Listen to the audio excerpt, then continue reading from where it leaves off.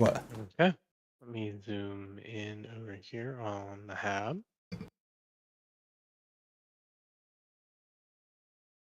Screen is still sharing. I got all my things pulled up. I'm ready to go when everybody else is. You know, it genuinely still gets me that every time you run into Dandelion, he's in trouble and almost being hanged for something else that he did, like, every single time. It's almost hilarious.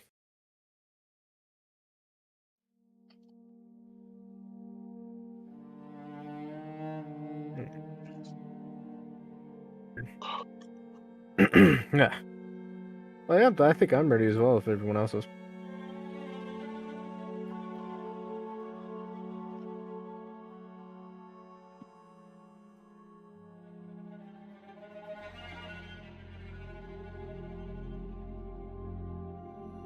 Okay, camera.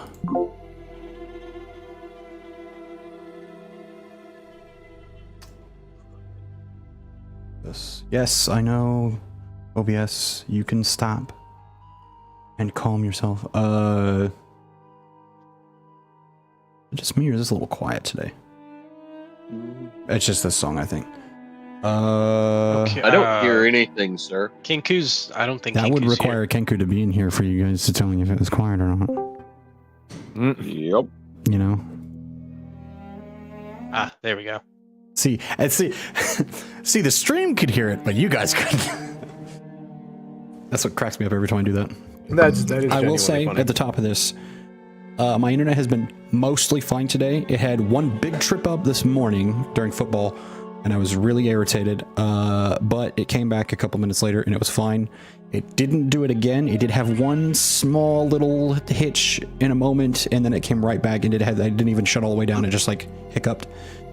Other than that, I haven't had no other internet issues today, so we should be fine. But I'm just letting you know, just in case I do, like, if you hear the music suddenly stop, you can call a timeout for a brief second until I get back. Yeah. It's not just for me; it's for so that I have, because like I do the stream thing so we can document it so that it's all there. Yeah. It's like a book for when we're old and we can look back and go, look at that shit. We rolled dice. Mm-hmm. Let me turn some. Anyways, back to campaign 78. Dude, I was about to say, if you think I'm not going to be trying to ask you guys to play D&D with me when we're all just brains in jars. Oh, fuck yeah. Exactly. Bruh. Dude, if we're brains in jars, we're gonna be able to jack ourselves into the TV and fucking go on adventures anyway. I'm not gonna lie, you Hell said yeah. Jack, and my brain went in the wrong Will direction. never end. Just build our own worlds to play D&D in. There's nothing guys- to jack, it's just our brain, dude. Quit I'll going make here. something to Jack. Okay, that Well, say that. it's Yeah, the one where say the that, adventure, yeah, though. with no context at all. There's nowhere to jack.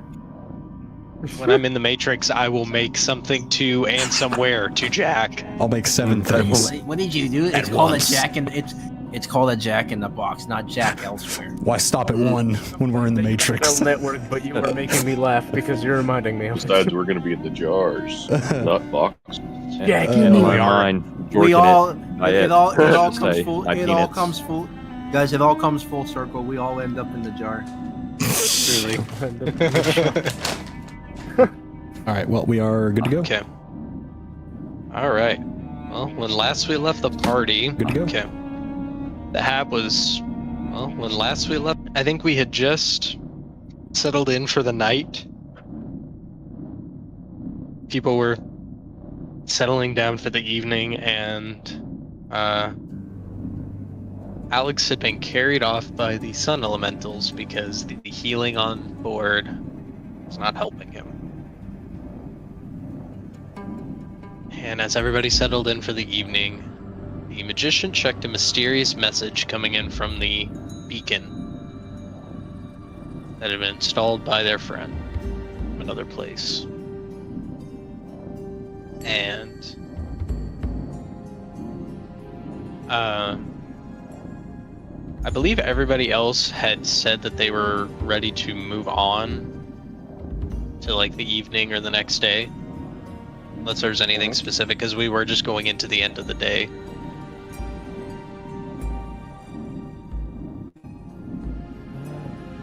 I was still just prepping the bags to hand out the next morning before we all did whatever we were gonna be doing. I just wanted to make sure. I specified that because I will only get 4 hours. I only need 4 hours of sleep anyway. So Yeah. if something happens, I'd be more likely still be the one to be awake. Yeah, but if not, we will move back over to the magician and the strange person that seems to have invited Mysterious him over individual. to a drink. He'll just, as he stands there in this moment of introduction, which is where we cut off, as he turned around and said something to him. What exactly he had said, I can't remember the words exactly, but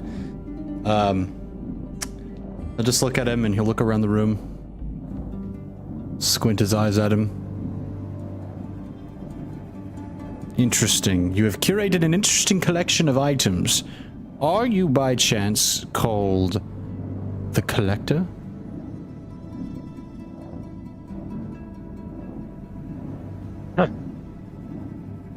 Close. As he moves a bit closer, sets the bottle of alcohol on a table nearby and glasses down.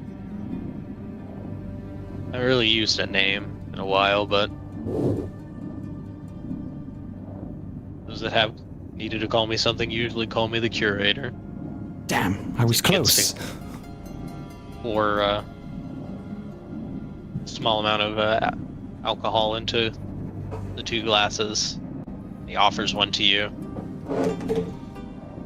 He will take it with a shaky hand.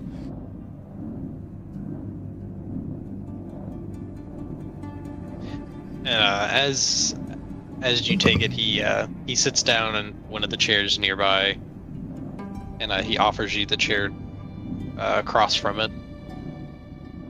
You will So, brush the chair for the dust that probably is on it, and then sit down. as he sees you brush the dust off, he kind of looks over and he says, "I have to speak with one of my crew hands about that." Is everything here dusty, or is it just like some items, or? We'll say that it seems that there is a light film of dust on a few places, but there do seem to be other places that seem to be not really covered in dust. It's Or places mostly that well have cared more. for. Yeah, there just seems to be some places that have a light film right now. Well, most of this place seems pretty clean, especially for having so many items. So, I'll take a sip of the drink. What did you call me here for? Where is the pen? It's usually currently? right now. It is in my hand.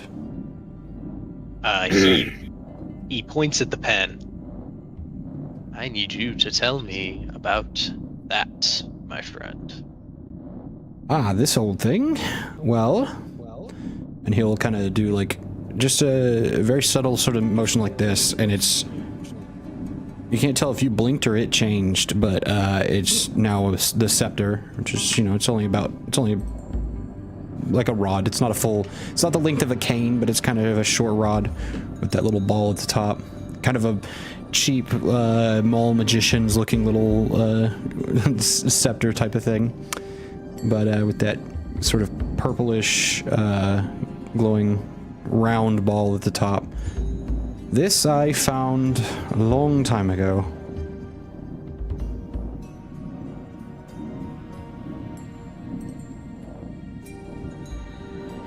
It stood out, as you can tell, for obvious reasons.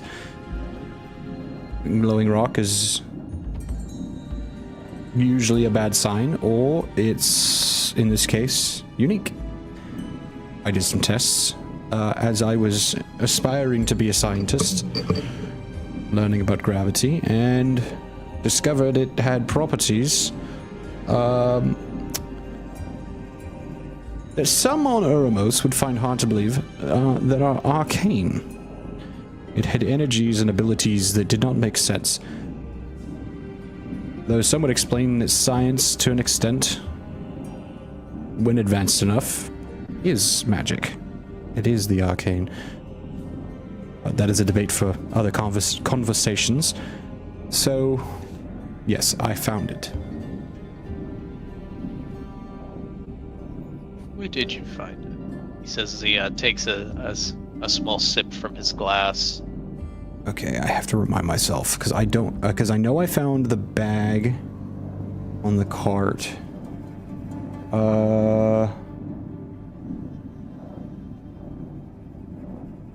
Let's see.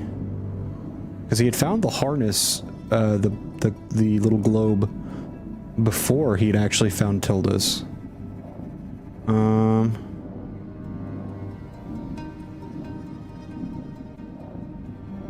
So, oh yeah, I actually didn't even write it down. So in my head, I've always had it that he was just somewhere in the woods, out by a river, something, and just kind of found it.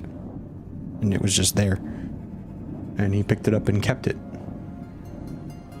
And then eventually crafted it in his younger years into a harness. And this would have even been this would have been pre-Alix. Alix would have already found it. He would have already had it by the time Alix found him. At the, at Haven.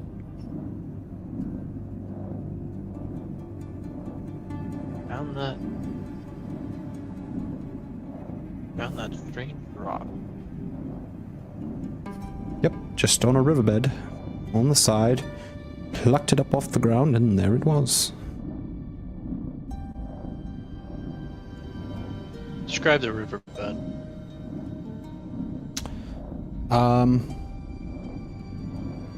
Stony. And unbombed.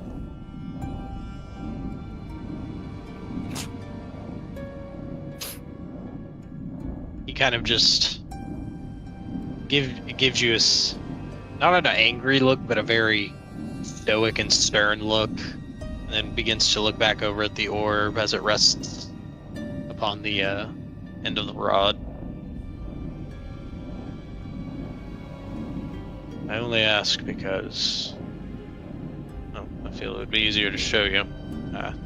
He stands up, begins to walk, and as he begins to walk away, grabs the bottle of alcohol and begins to fill his empty glass. You would follow me. There is one more unique property before we walk away. He holds up the rod and he says, Stops. I found in my years of travel, which I'm sure you're partially aware of, since considering your odd knowledge of me. And he waves it again. Once again, it can't tell if you blinked or if it changed right in front of your eyes. But it's then the staff with that orb, but it is now like this big around at the top. When I had been doing my travels, I found it had begun to grow in size. So I had to create a sort of third housing for it to match the size. They call me a wizard, and now I kind of look like one. And he'll wave it back again, and it'll turn back into the pen, and you'll pocket it, and he'll go, maybe I am. You see he just, he begins to smile more and nod. And as you begin to walk, you walk down through a few corridors, past a few just entrances, some open, some closed. Looks like the entrance to a few hab units. Looks like what might be a very rudimentary, like, cooking space for crew. And then he walks you to what seems to be a reactor, and in the middle, a giant glowing stone. So it isn't glowing purple. It seems to be glowing just a simple, dull gray. It seems to be plugged into some kind of reactor at the base of this craft. Is it similar to sort of gravitational sort of light that my hands and skin give off whenever I cast spells.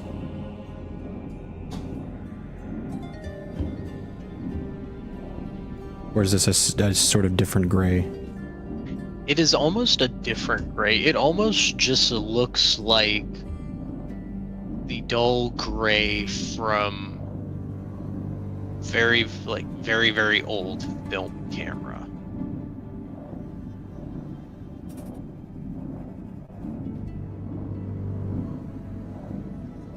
And I will say, in there, you see there is another person. There's another dwarf. I'll like take in this stone for a second. Kind of look back to the door, look around the room. Can I make a investigation check? I want to gather. Certainly can, my good man. Kind of a. This is less of a, like a direct investigation check. I would, in most cases, I think it would be perception, but my. How do I explain this? I'm trying to gather. I guess the specifics of it is like I'm trying to gather the similarities and dissimilarities between this place and Tilda's. Its intended purposes. Is this like an engine that's powering it, or this is stone, or whatever it is? I'm trying to gather, Sherlock style, what clues I can from what I'm looking at in the room. Okay. Yeah, go ahead and roll. So it's not a matter of like I'm not trying to see things that I don't see. I'm trying to understand what I can. Okay. Oh boy, that's a 17. His shit's really high. Hang on. Click over. I haven't touched Prism Scroll since last week. Where is my investigation? So that is a 28. Jesus.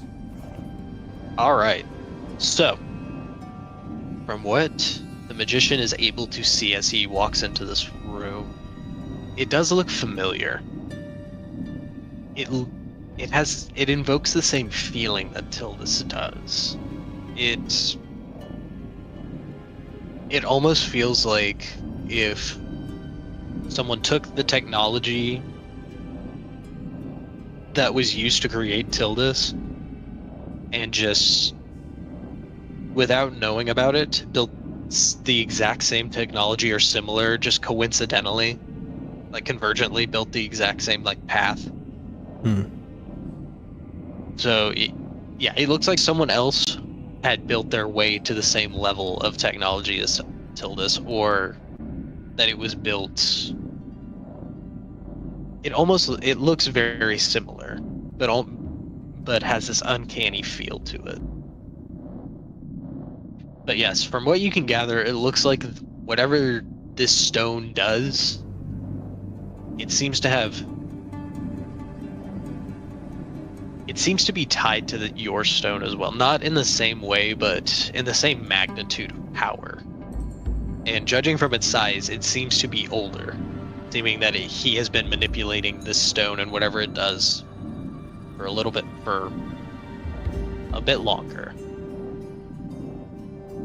And I will also add, with your roll being so high, the dwarf in the room that is currently running some checks on the what I will call the reactor looks a lot like Reese Crane. So looking at these individuals, I'm going to turn that 28 directly on them now, and I'm going to... are they... What's the demeanor of their face? I guess not on the insight side, but like, what am I seeing? And... I mean, I guess I could also make an insight check as well to go alongside it, but...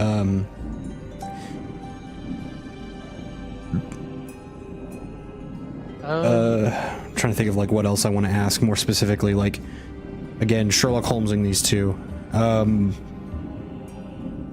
I will say, from the character that brought you in, he doesn't. I did send the picture to the group chat of him, right?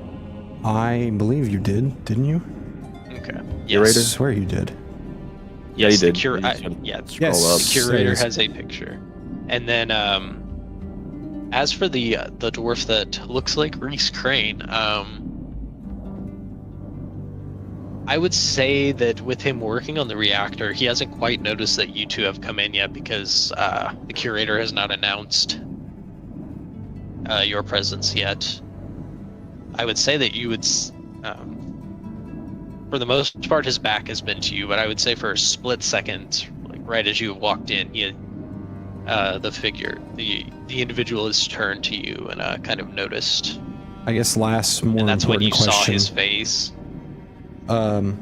Do these two individuals have anything on them? Like, or I guess more rather, what is on them? What do they have, like, that I can kind of gather from clues about them? What are they carrying on them? They seem to be wearing identical, what seem to be spacesuits without helmets and without, like any packs or gear, just the suit itself. Do they look worn? Like worn out or fresh-ish? They look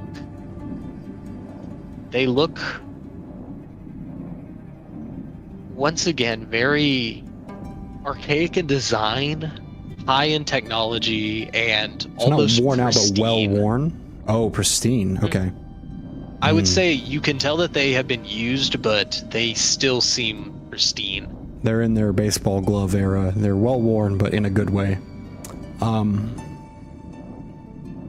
Last question, I guess. What did this guy have for lunch?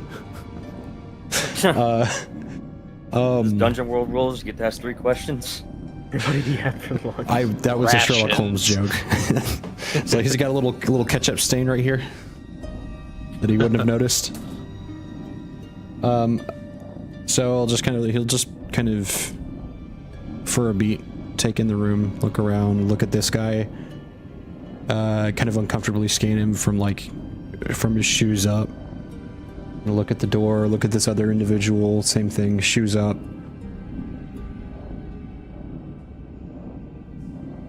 Been into space recently? The curator just once again just kind of chuckles and kind of motions over to the window outside.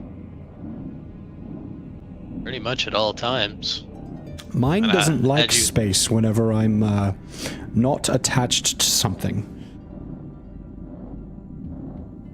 See, what I've found for mine to work properly and to do its intended function, you have to be away, in orbit around whatever you intend to observe. And he looks over to the dwarf. How we looking, Ren? I haven't noticed anything unusual, sir, but I'm still keeping an eye on this thing.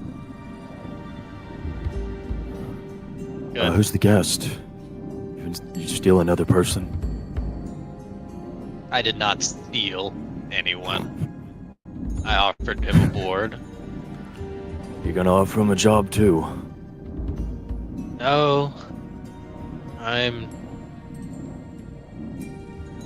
He was aboard the craft we've been monitoring with you-know-who.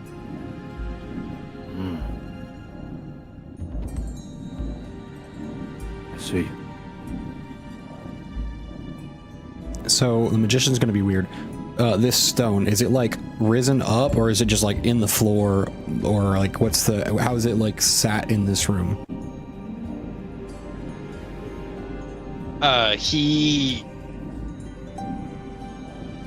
The stones, it seems this reactor was built, it seems that the stone is held in a special housing that seems to be, holding it in a field. Since you rolled so high on the check, I will say that it is housed in some kind of arcane housing that allows the crystal to grow with repeated use and not have to constantly build a larger enclosure for it.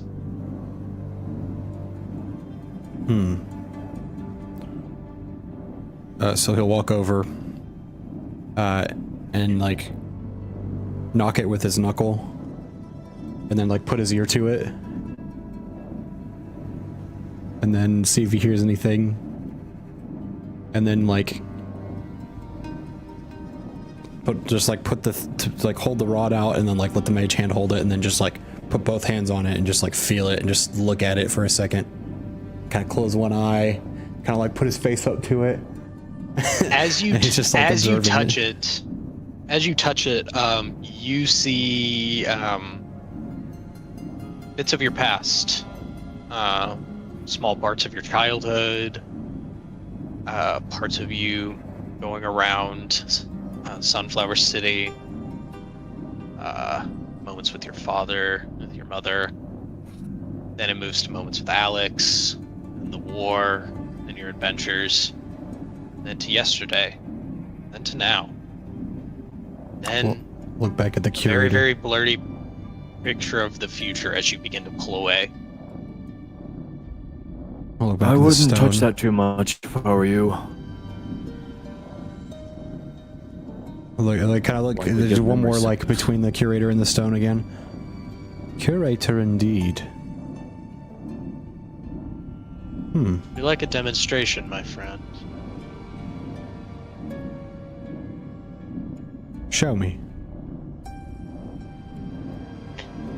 Think we could go for a little spin run? I don't see why not. Let's fire her up. Nods, and then he begins to walk you, the magician, and Ren, if he follows, back to the area you were before, with the cockpit as well as the library. And I will say, magician, as you are walking, looking on the back of the curator's neck, you will notice a very familiar piece of machinery implanted into the lower part of his skull and neck. I'm gonna stare at that for a moment. Put that partially eidetic memory to work. Burn it into my mind, and then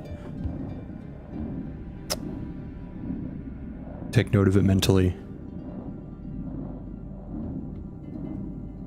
I will say where most that you've seen are made of either steel or mithril or things of that nature. This one is made of a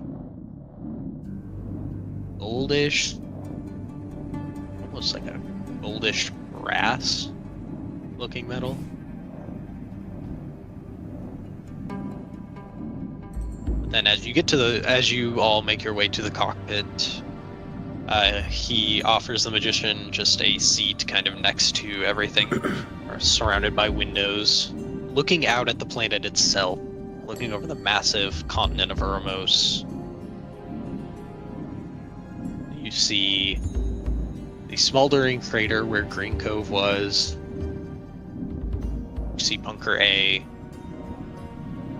Dwarven Castle. You actually see Bunker A has, where it is normally was just a flat piece of land with the entrances, with the main large entrance to Bunker A. You see multiple battlements have now rose up, and there are multiple large habs kind of doing patrols around. And you see along the western side of the continent the Orcish warships.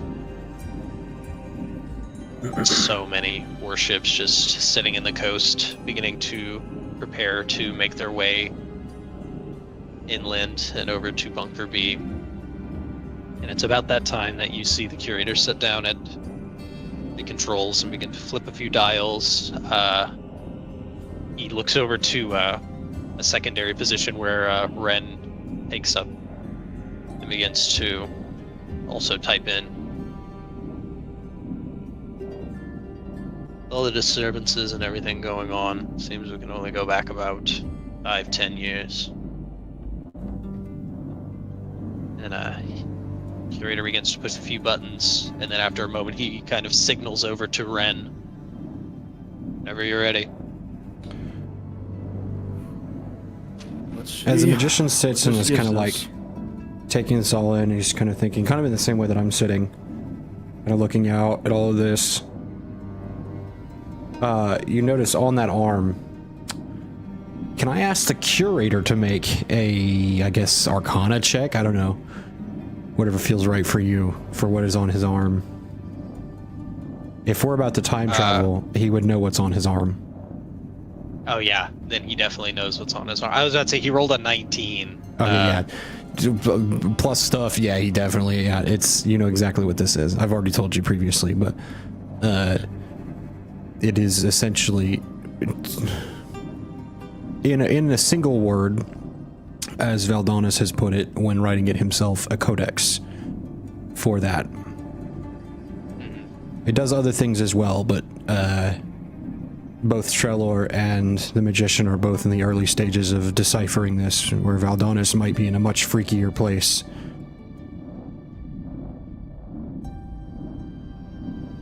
So we're going to time travel. Only Time briefly. travel as far as we can. Interesting. I've never traveled in time before. I've meddled, but I've never traveled. Then buckle up, Buttercup, because shit's about to get wild. I would if there were buckles. And it's about that Good time. luck. You just see as the clouds and everything that seemed to be moving at that point on Ermost that you were orbiting, just everything seems to stop and slowly begins to spin back, and almost at an instant where there's a large red sun in the sky, it immediately shrinks and becomes a yellow star again. And in a moment you see the ground, the hole where Green Cove was, fill back up, and the city is suddenly there again, and just small bits of life playing back in reverse as time slowly begins to just twist back.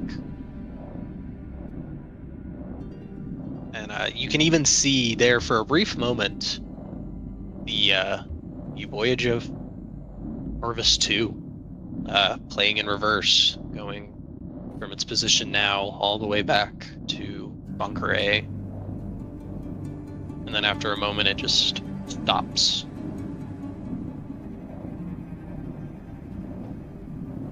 Stop. And after a moment the curator just looks back to you. Just kind of motions out. Can only go back about, like I said, about a decade.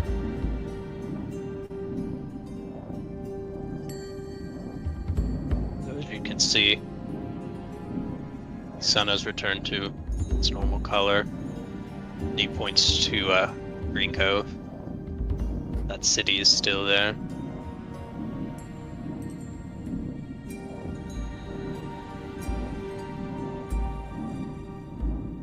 You can also zoom in and view things at a finer detail if you would like. I will say, one thing I will note is there are a bunch of orc warships on the coast outside of a bunch of orcish warships here, currently firing up Bunker A with a bunch of tanks and land vehicles firing at them, as well as all around this area in general.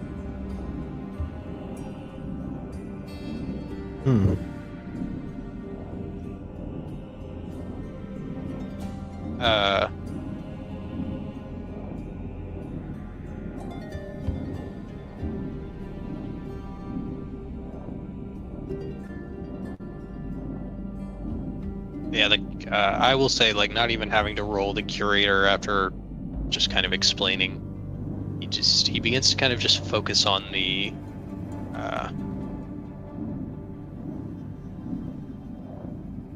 battle, the ships silently firing on the human armies. So where did those come from? I never, in all my time, knew that Ormos had orcs. What do you know? Seems they came from somewhere when it happened.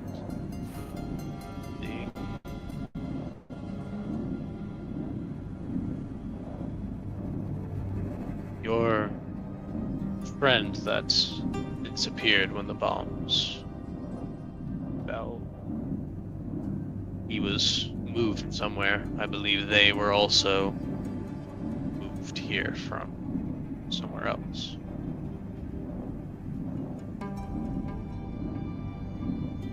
And he takes a pretty large drink of his from his glass. Lucky us.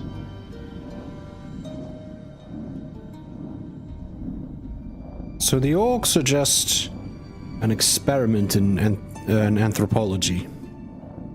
Interesting. Transplant.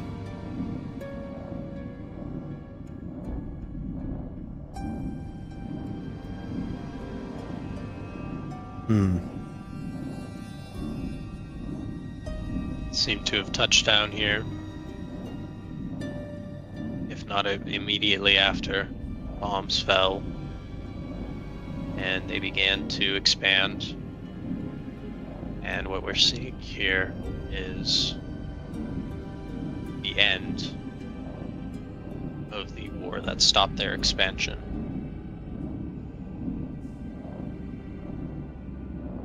And what stopped them?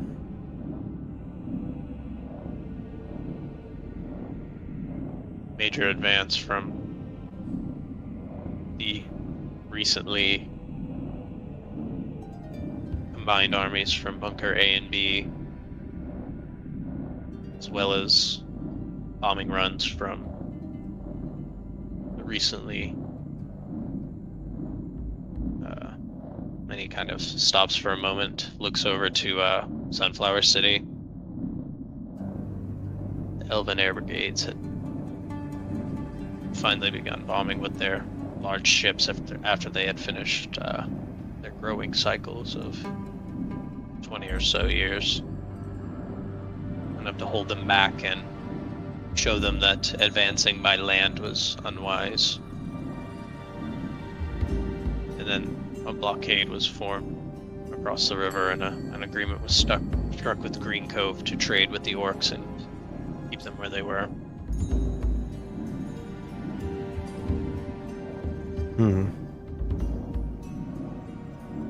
After all that happened here, and we signed treaties.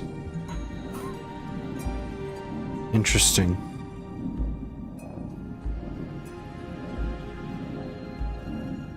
Well, one thing at a time. So,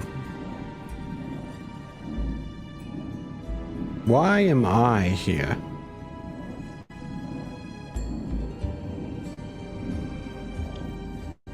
He just looks over. Well, you answered the beacon. You answered the call. I had it programmed to transmit whoever answered it here. Needed to speak with someone from your group.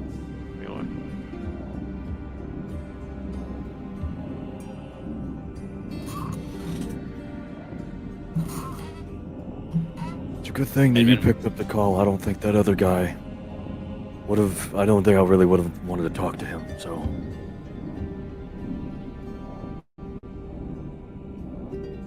Other guy? The one that knocked on your door. Him.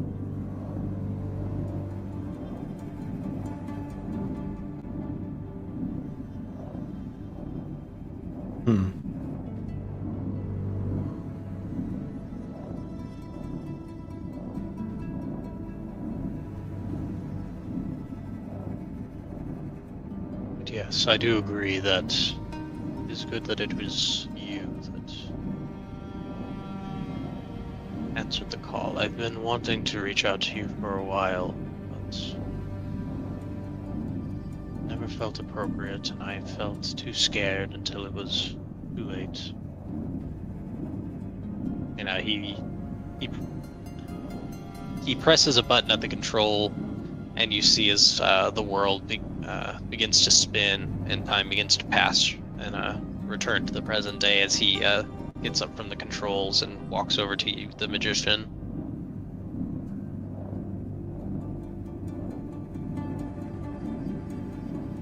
I I've been silent and observing for too long.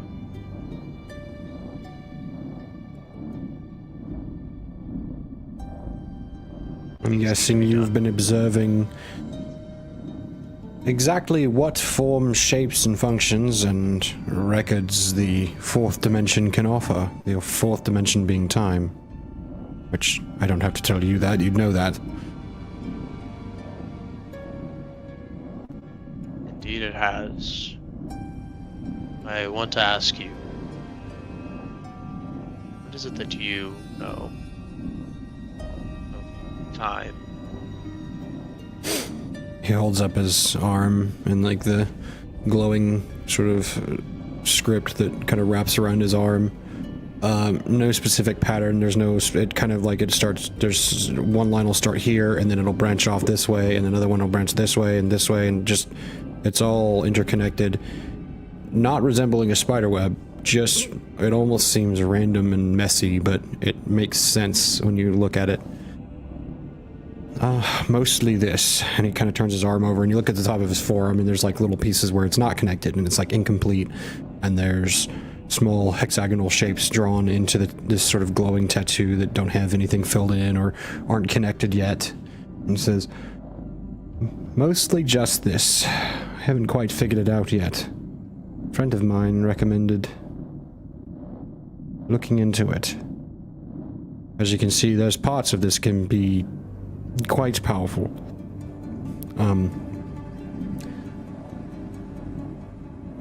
But there are parts that I don't understand yet that I'm still learning. The curator kind of looks over to Ren for a moment and just kind of sighs and then looks back to you, the magician. Time.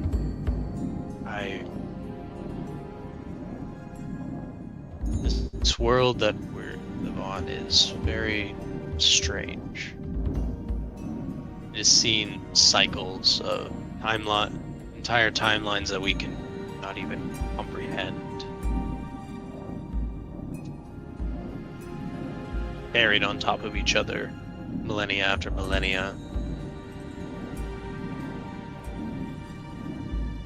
He just kind of sighs.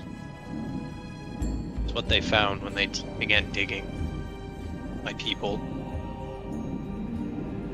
These dark technologies from ages before that we have no records of, no knowledge of, and he begins to kind of point to some of the objects surrounding you. And that's kind of when you begin to notice that they look very, very different and odd, but at the same time, you do begin to see that obviously a human designed that one. Obviously that one was made by an elf, that one a dwarf, and that one something else. And the curator pulls out what looks to be a hand-drawn old piece of paper. And it just seems to be like plotting out, it's like sedimentary layers, but they contain like numbers so vast and that they contain entire like millennia and generations almost, and they seem to just, it seems like they just seem to reset. Like you go so like starting at the bottom layer, it is so deep, and then it just resets on top of each other until it gets to about the modern day today.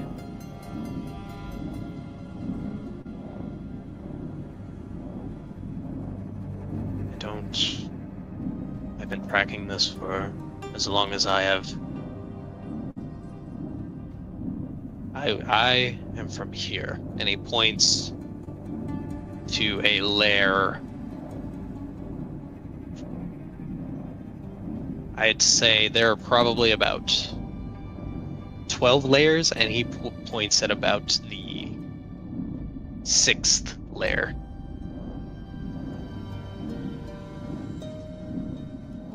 And then he goes up to the 9th layer. This is when I believe he felt there was a point of no return. And then he points up to the 13th layer. This is your lair. Your reality, your existence, your timeline. The final one before the departure. The final iteration.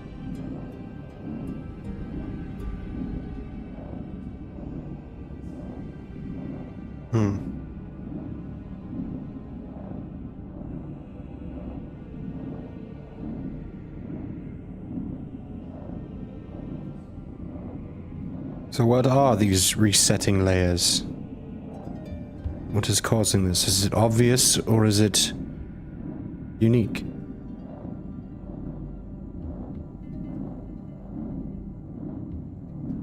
He kind of looks over to you.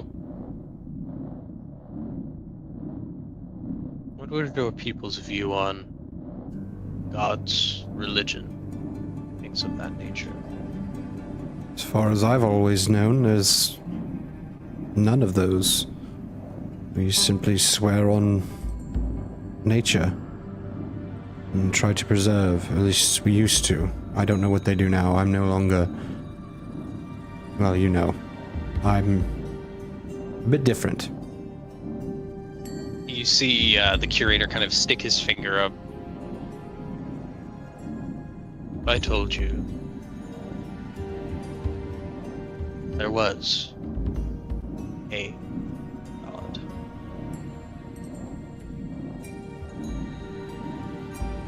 He left. And he points to your, he points to the orb. He gave you that.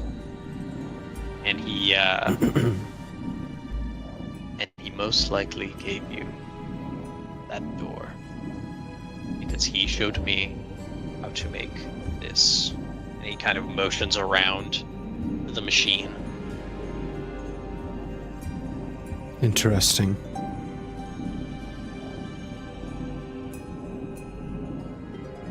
But I don't know where he... as he is not here anymore. And I'm guessing you don't exactly know where he went. No. I just know that he is gone. Because... And he begins to point at the layers again, and he pulls out other hand-drawn documents that kind of go into further detail. With each iteration, there seems to be... the people grow, they advance, they fell to war, and then they were reset. And this happened, and happened, until it came to your people. I believe that is when he departed. So I am curious. Are you the cockroach? Are you what survived? And that's it. He looks into his glass and he pours a bit more. Indeed I am.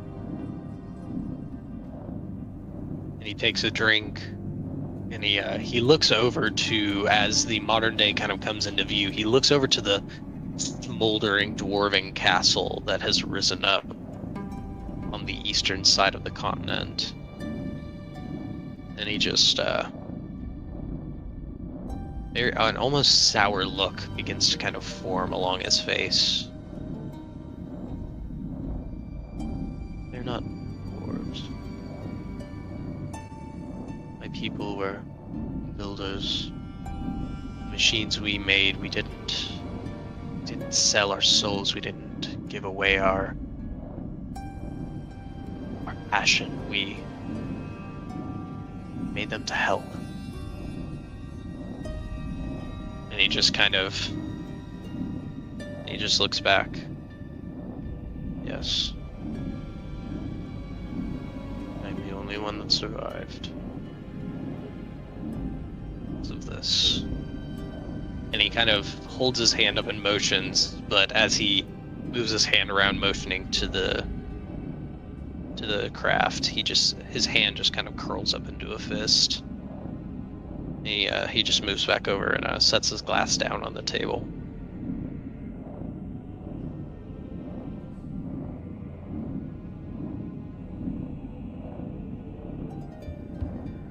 So you, like me, pay penance for holding an object like this by persisting. By being given power, you are also tormented by ongoing.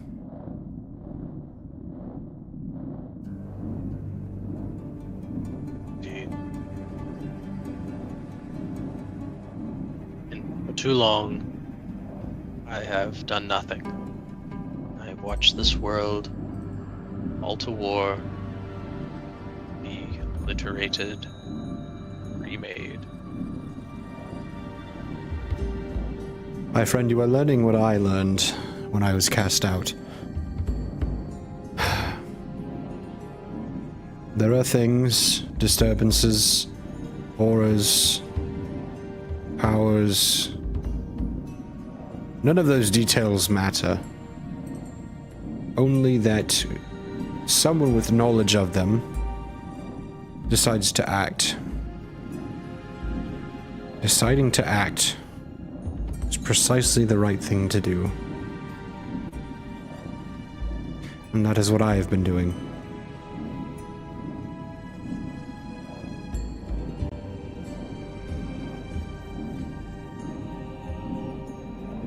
So, and he'll hold out his hand, he'll say, I say to you, nameless dwarf, I am a nameless elf from the stars.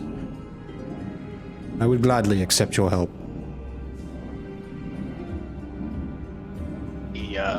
He shakes your hand. Glad to hear it. He looks over to Ren. Alright, Ren. Go get go get Raya. I need Right to get away. them some supplies.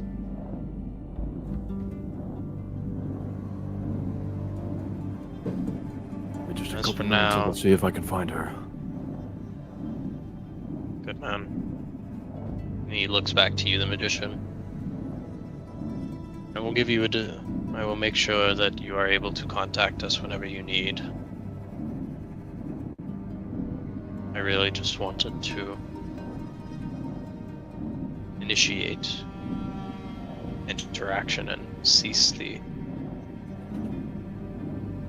for lack of a better word, espionage. Breaking your silence. And I will give to you. And he'll hold up his hand. And just that little bit of lingering fey magic that he carries with him. Very extremely small. He'll kind of rotate his hand. And as his hand comes around, very much like a magician, as he flips his hand around and that blind spot opens up and you can see his fingers again. He's holding a small stone-like kind of white marble. Small, feels brittle, like you could break it pretty easily.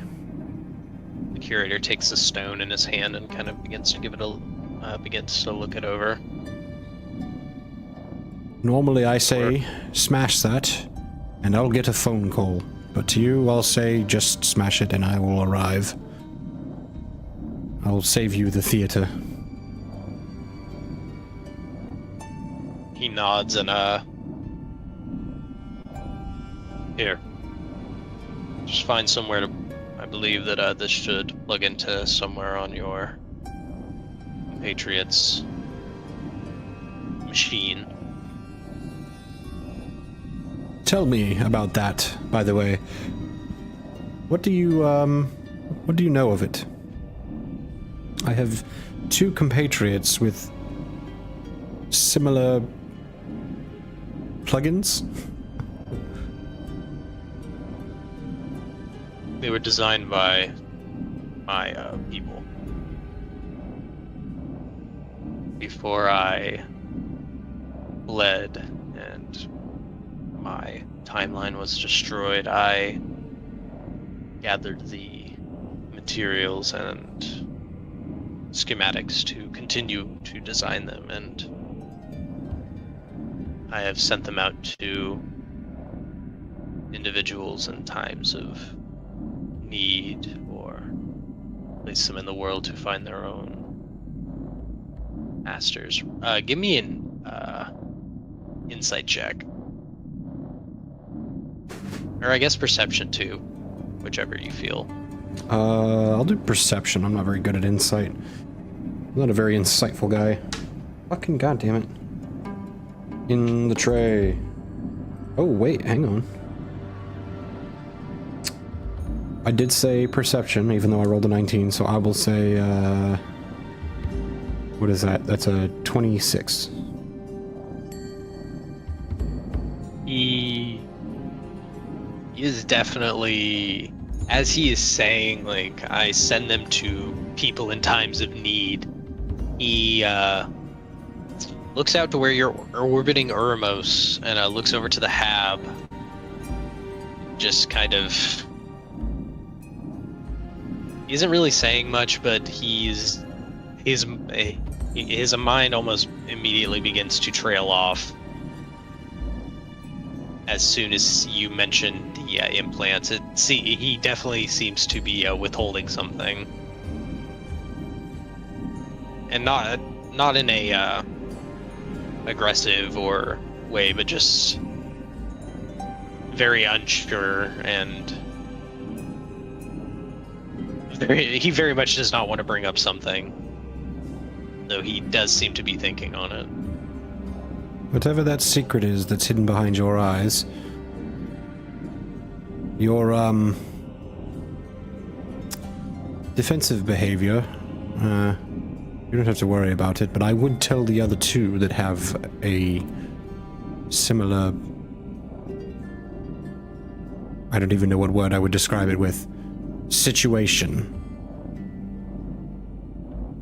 But you don't have to tell me, as it is not relevant.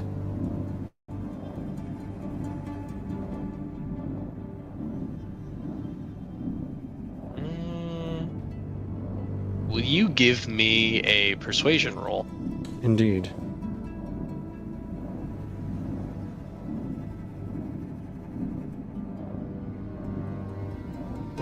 Should have missed the fucking trait, god damn it. And I dropped the die. Ah. Oh, natural 20 for a 24. Oh my god, alright. Thank you, Molly Mock. Alright, let me think about how I'm gonna do this. Alright, so the curator looks you in the eyes, the magician.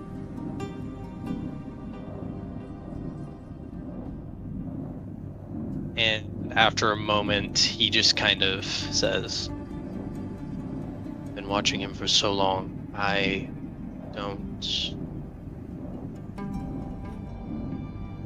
Right. Would you allow me to come back with you to make my introductions? I think that would be delightful. I would enter carefully. Dude.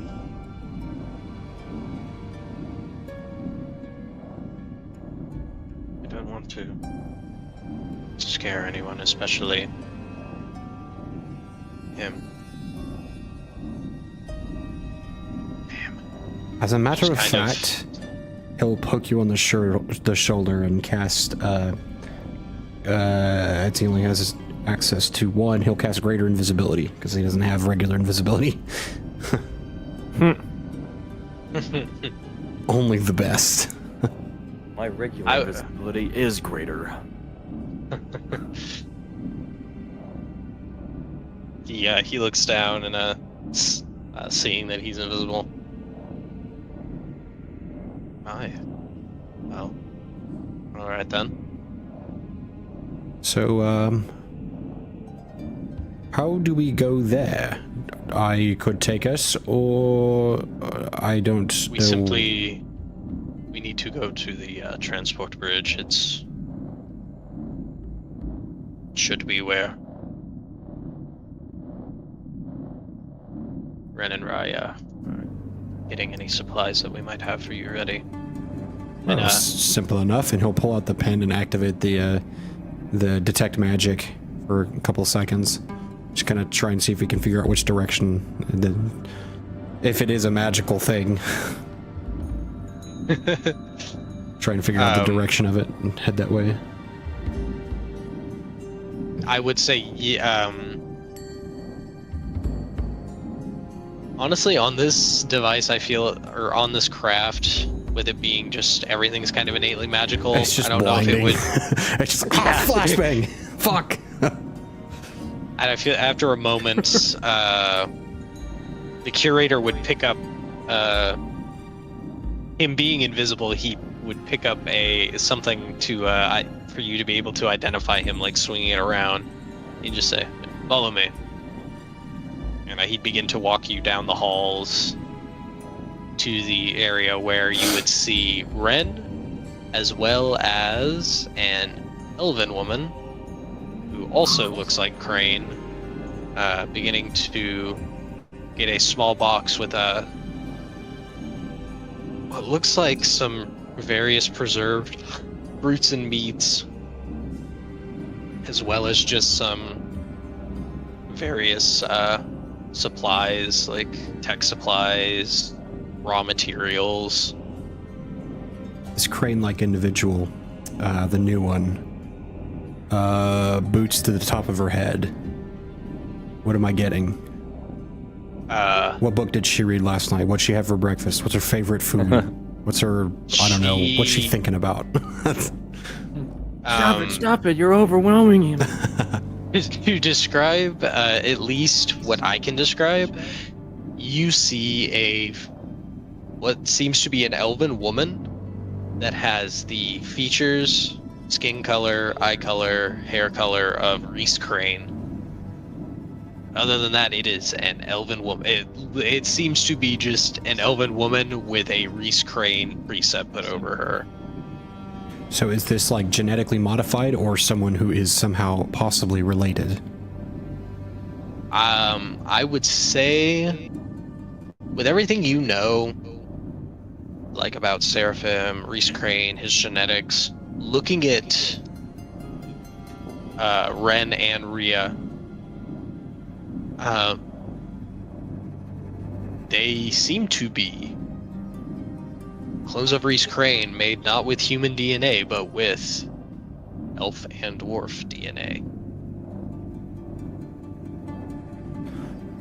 Would I be able to piece that together into, are these failed experiments, alternate options he was trying that didn't seem to work out to what he liked? Like what in that realm of thinking, what am I observing here? From what you're gathering, these probably came from another one of his facilities or underground genetic research bunkers, like the one that you all encountered with the Fey being. You assume that this just seems to be one of his experiments, which you definitely see, especially seeing that he had a dwarven clone. You now probably understand even more why the dwarves put him on a shit list pretty quickly. Because someone taking their genetic information and making clones out of it, they don't even have the ability to do that anymore. So that seeing him really shows you that Reese Crane has definitely become an enemy of the dwarves. I will now walk up to Ren and Rhea and just I'll get really close to him and look in his eyes, kind of squint a little bit, and then I'm gonna take out the pen and flick it on for the detect magic, and it sounds like static, Ren, as I kind of go over you. It's kind of popping, like when you pull two shirts apart that they're just completely static together, and I just go down, and then I kind of like standing in front of you, I kind of like lean around your shoulder and like look at your profile. And then I walk over to Rhea and like also get like uncomfortably close, look at the eyes, do the same thing, wave the pen. Interesting. Hello, sir. Nice to make your acquaintance. This is how they greet people now. So he did get into a disagreement with them. He did have a falling out, and this is the evidence as such. Do you two know how many vaults there are? Because I'm discovering that there are far more than we thought.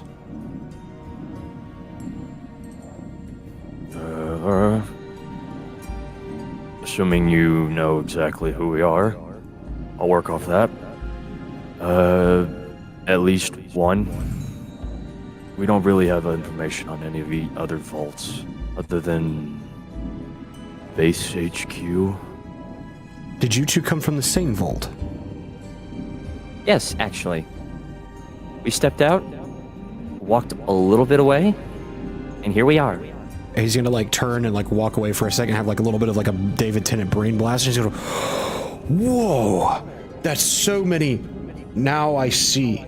He's trying social experiments at the same time that he's trying to find himself an alley to immortality. So, you two may have your own vault, but there may be other vaults that have only elves and only dwarves that look exactly like him. There may be other vaults similar to Crane's, but slightly different. There's other vaults just like the sort of omni-soldier thing that Rudy is. It's all coming together.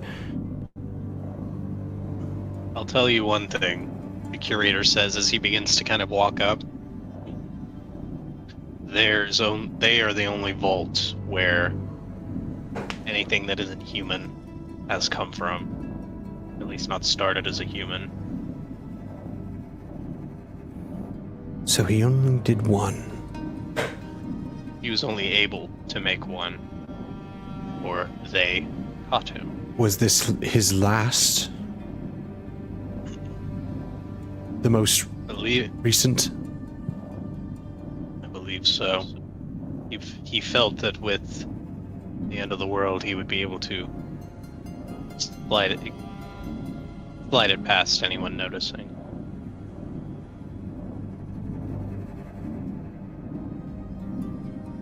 That's why I had to take both of them and bring them here. And he looks over to Ren and Rhea.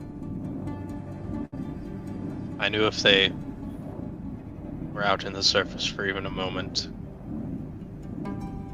anyone knew who they were, they would surely be killed or worse. This is an ethical disaster.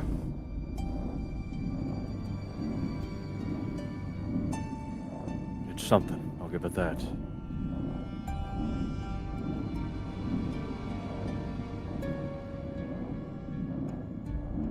Curator, you know as well as I do that due to this, once all of these vaults are found and opened, Rhys Crane will single-handedly have, to some extent, irreversibly damaged all continuing life on Urmos. This will take thousands of years to go beyond, genetically, if it doesn't kill off everyone on the planet.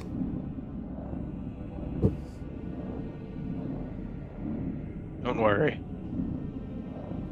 I have a plan set into place for Crane and his genetic ambitions. I'm in the process of finding these vaults and closing them off or destroying them. Destroying those that them. will not cooperate. See. That makes sense. We have found some that actually don't want to come out. They want to stay in their vaults. And those that and those we have worked with. Gaining what little information they have, and allowing them their isolation. Outside of this conflict, this should be handled very, very delicately. But current conflicts at hand, this is not... I don't think this is the top of the priority list. When everything else is dying, so are they. So, stop killing first. Onwards, I guess.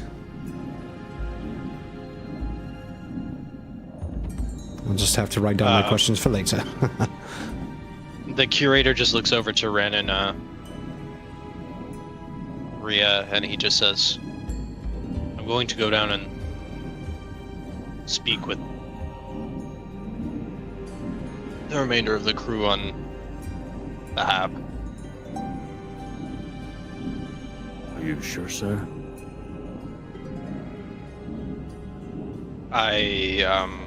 And he kind of pauses and... He can't see you. He can't tell if you're sure or not. That's why he's asking. Yes, Just thought that I'd too. remind I you. was kind of confused why he was walking around the ship alone, and then I heard your voice, so... See, often that question is asked when turned invisible, and people asking, are you sure about that? Because they can't see you. The time has come. I need to make my presence known for... You can't see it, but he's been looking down at his feet for a majority of this, and he looks over to you, Ren. It's been too long. I can't wait any longer. Of course, sir. Don't worry. We won't blow up anything or travel back in time. And I won't drop any more boxes. Yeah, thank God it was just parts.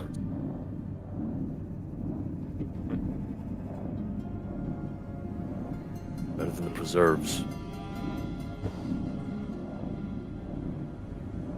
Alright then. Well, go ahead and send us down when you're ready then. Alright. And he does whatever it is to make sure y'all get down there safely. It would just be the magician and the curator step into the center along with the few crates of supplies that they were able to get together for the both of you. And after a moment of Ren pressing a few buttons and adjusting a few things on a device, you are all surrounded by a bright white column of light, and then you are back on the Hab. Best of luck.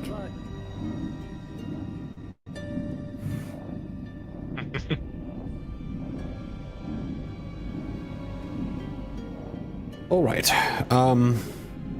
Here, I will place a I don't have a token for the curator just yet, so I will just place down a generic one for the moment.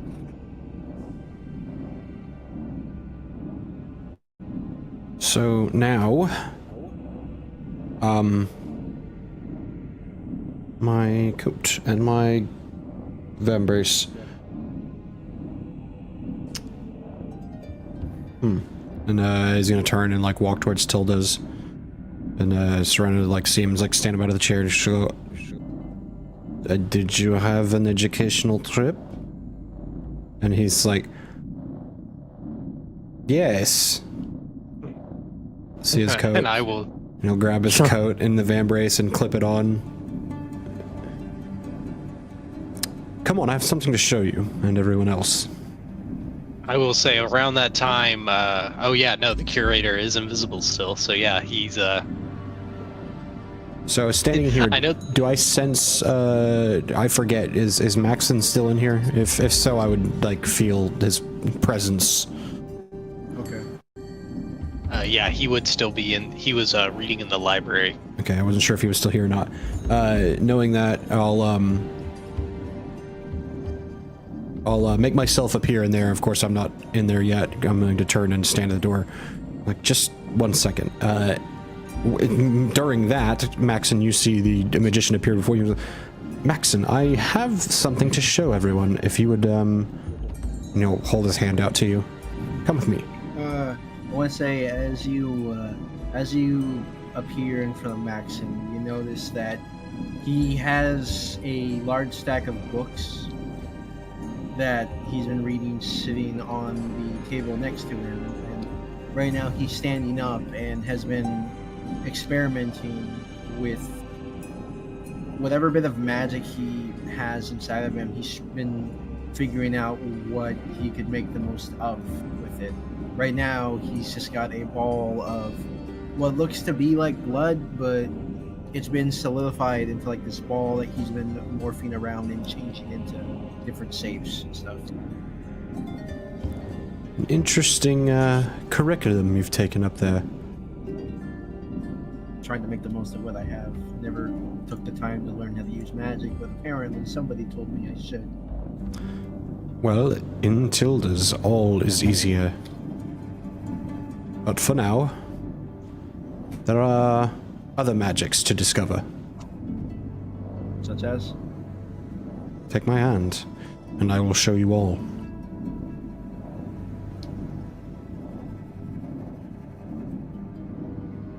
And if you take his hand, you'll appear downstairs, and to the very weird appearance to you, you see the magician standing in front of you, and the magician standing by the door, and he's just, as you look back to see the other magician there, he is not there anymore. He goes, come along, we have, well, I already told you,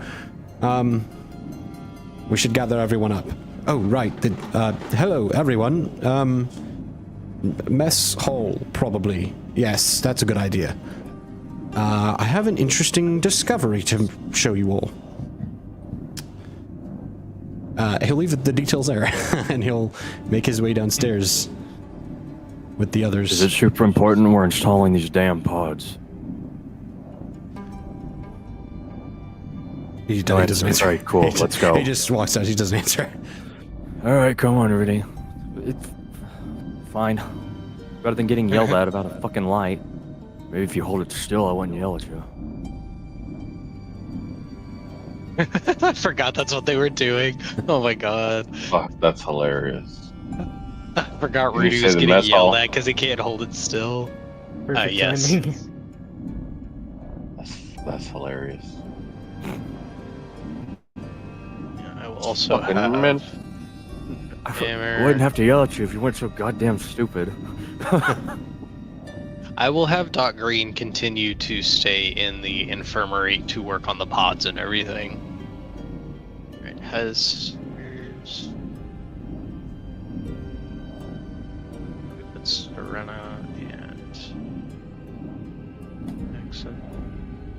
Alright, is everybody there? It's the magician. Let's see. Just Alright, yeah. out. Tactical reload. Attack reload. Yeah, change it out for the regular. Okay. And yeah, as everybody gathers in the mess hall, they all look to the magician. So, I'm going to show you all something, and I need you to withhold your physical and mobile reactions. More specifically, your violent ones, as this is helpful. And he looks around the room. I said helpful. Violent maniacs. What? Who said that? And he turns around and he looks into the hallway and he's like, anyways. And he puts his hand on the curator's shoulder as he, like, instantly appears in front of all of you. This is a friend of mine. A new friend. Would you like to introduce yourself?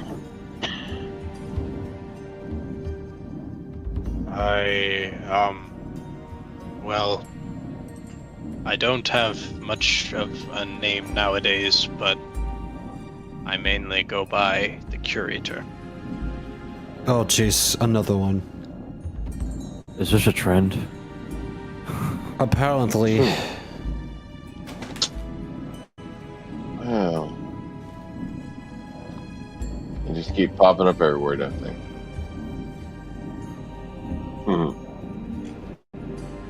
Should be interesting, though. So is there like a society of you like nameless people where you give yourself silly nicknames that I need to know about? Fortunately, no. It seems to just be an unfortunate trend of this planet. Names are meaningless until they're not, apparently. Had to earn mine. Okay, so Anybody that is observing him, he seems very nervous. So I want to make an insight check. And I was about to say, go for it. Do it. What are you raise looking your for? hand if you've seen like a regular dwarf before. doesn't. Yeah, this is just well. Maybe if they haven't seen a regular dwarf before, at first glance, like this is a really short guy. Yeah. Hang on. Yeah, a I was about to second. say, no, yeah, everybody here, most people, yeah, most natives are like, who's this really short? The magician also Stocky raises dude. his hand and he's like, well, I've already told you that. I don't know why you know this. So just you. Pointing at her. Nobody else. I forget where I'm from. Guess that makes sense.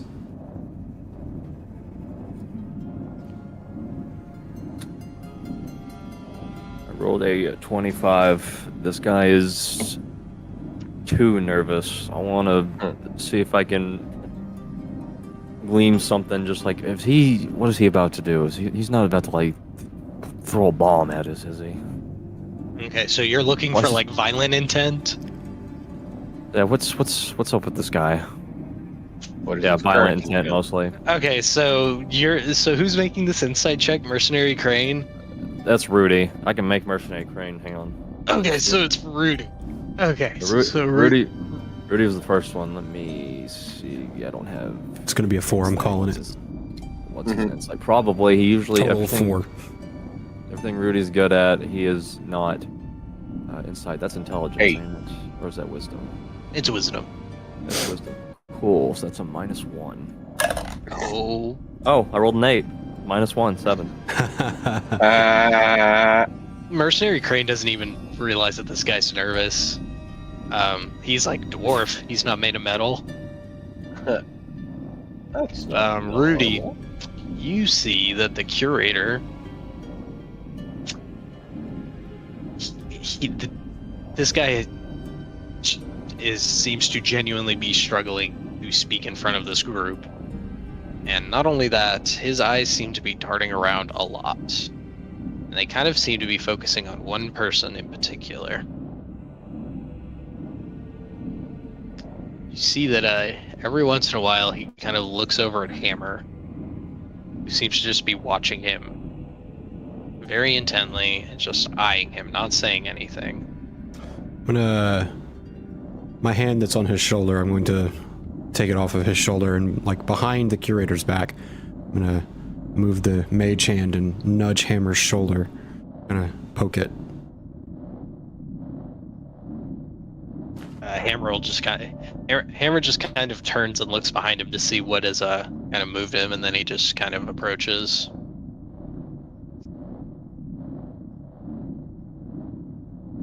Let me roll something real quick. Actually, you all kind of you guys do as you may with the situation real quick. I'm just gonna roll some dice real quick. So you're a little too shifty. We've already promised not to raise violent hell. That's really funny. Okay, let me roll one more thing. I don't think you have to be as God. nervous as you are. It's not necessarily a good thing when the DM goes, well, that's funny. Oh my That's no! fun. The thing I rolled for the curator and for Hammer, and they both rolled super low. So you guys are in for a treat. So the magician, like, kind of completing this loop of thought from Rudy, the magician kind of goes, well, my friends part of his nervousness is he knows what this world has seen and understands a dwarf to be. And he is, well, and then Serena kind of picks up where he leaves off. This is what dwarves are supposed to look like. He's a dwarf? This is a dwarf. I thought you were just a really stocky guy. No, this is how they look everywhere else. As you are all saying this, the curator, now visibly sweating, just very awkwardly shoots his arm out to Hammer and says, "It's good to finally meet you, son."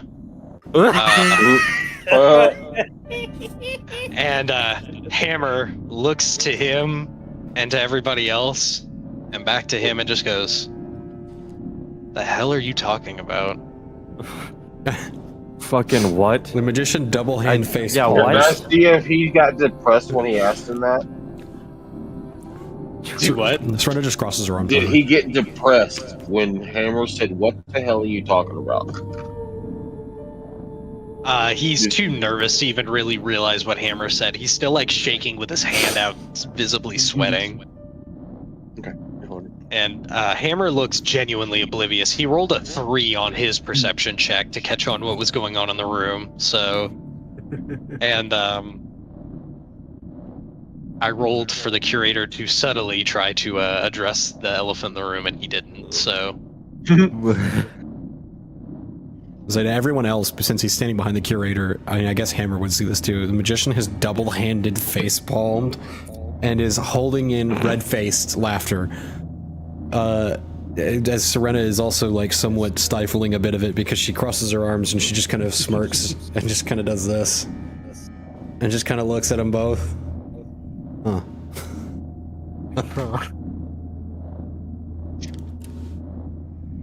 and then after a moment, you see that Hammer, he goes from a look of confusion to his eyes kind of go wide. And he begins to kind of take his face just kind of, his mouth's kind of just, his jaw just kind of slowly drops as his eyes are just kind of wide looking at the curator. Just, what do you, how? And he's like, you are all seeing a very logical man who you have seen this man do so many calculations in his head. You've never seen him so genuinely stumped. As That right there. the curator also. Remember that face. I'll say that Hammer has even sat down at the table and is looking out like, what? And that's when the curator also walks over and sits down at across the table. She leans over towards Max and Serena, and she just is like, she points at her arm. She's like, "Don't worry, say don't got at all. Never miss an opportunity to miss an opportunity." And the curator just, he looks to Hammer. I came down a few years after the aftermath of everything, just to see who was here, what was left. I met someone. She was kind, despite the hell that surrounded her.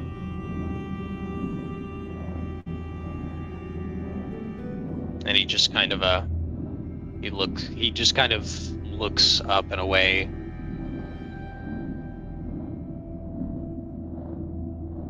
I wish I could have stayed. But I knew that the longer I stayed, the more suspicion I would draw. So I knew I had to leave. Shortly after I left, found out about you. But I knew that I'd come back.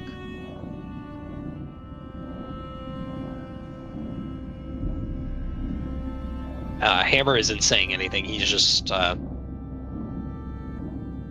staring at the curator as he tells his story, just kind of just in shock. Those of you that are looking, you can definitely see in Hammer's face there are some very dwarven features. That explains why you're so short. That's why he looks like Manus to me. Oh, sorry, wrong crowd. Why, do you know more half-dwarf people? Good one. Yes. Oh, that's a good one. I don't know why I expected any other answer. How many people do you know? He just knows, apparently he just knows a guy. I don't know. Dude, the magician than is the two. most I know a guy character. It's more than Dude, I two, know much, which bro. means it is multiple. I know a person, plural. And the curator just kind of looks up to Hammer.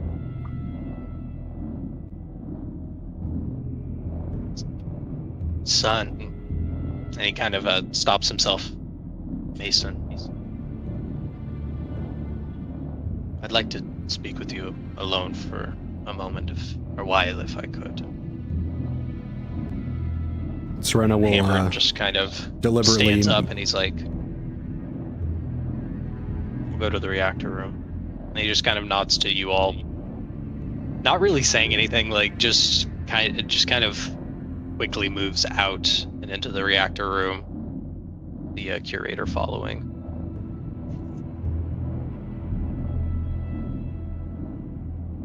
Did you meet anybody else interesting on your little outing? Yes. Anybody else to pull out of your pocket? No. Not mine to pull out of my pocket. I'll let him disclose that as he will. I will say they are more clones, and they are from other vaults, and they are not human.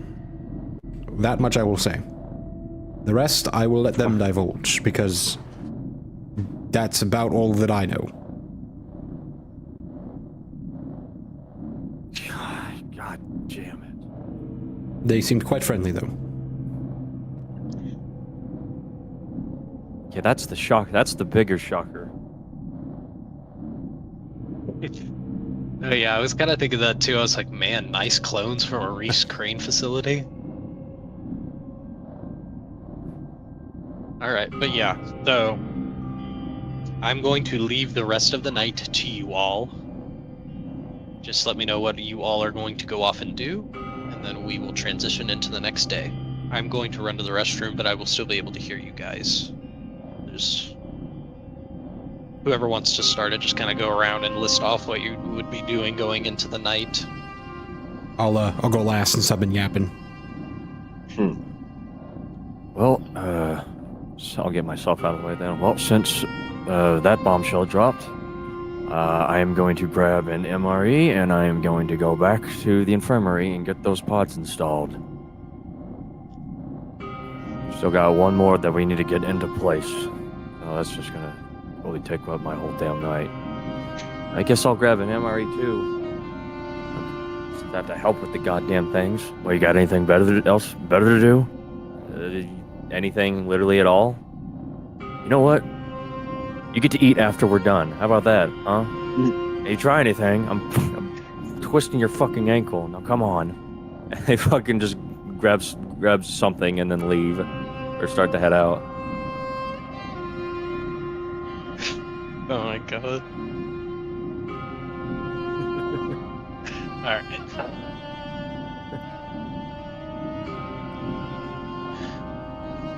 So what about... I'm probably going to head back to the shop to continue working on the pouches.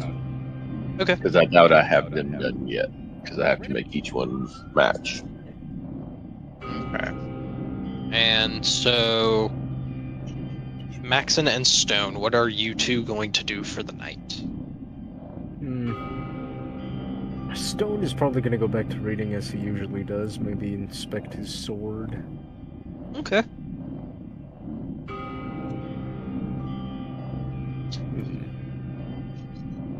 And then, what is Maxon going to do for the night? I'm gonna go head down and get a snack too, because I haven't eaten in a while. Okay. And as everybody eats and we transition into the next day, I'm going to have somebody roll for weather and somebody roll for the encounter. But rather than just asking who we're going to start with, we are going to start with Rudy. But who would like to make the encounter and weather rolls? Before the night ends, though, I mean, I can make a roll. I haven't rolled in a minute. Yeah, before the night ends. I do weather. The magician is going to. I wanted to wait to go last, but he's going to go upstairs to Doc Green for a conversation. All right, I will say that I'm thinking about it like in reality, she probably gets so annoyed by Mercenary Crane and Rudy arguing. She probably has resigned to her office for the night. He'll almost pass her office, hear the arguing, stop, take one step back, and then turn and walk and knock on the door to the office. As he knocks, the door slides open to her filling out some paperwork with one of the samples sitting at the edge of her desk. As she begins to go through paperwork. He'll step in and close the door, sit down in a chair, kind of smoothing out his jacket, trying to, a little bit of slightly awkward behavior. He'll sit down and, how are we tonight? I'm well.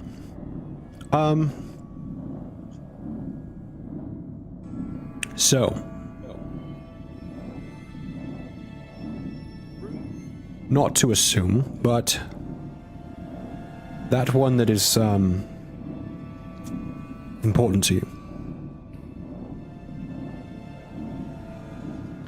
Considering all things coming up, I would certainly say it is important, nay, imperative we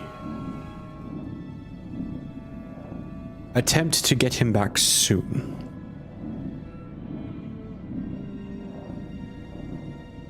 Yes? I agree. For both. I was about to say, the minute you mentioned normality, she is just, like, she stopped writing in her paperwork and she is just like looking up at you.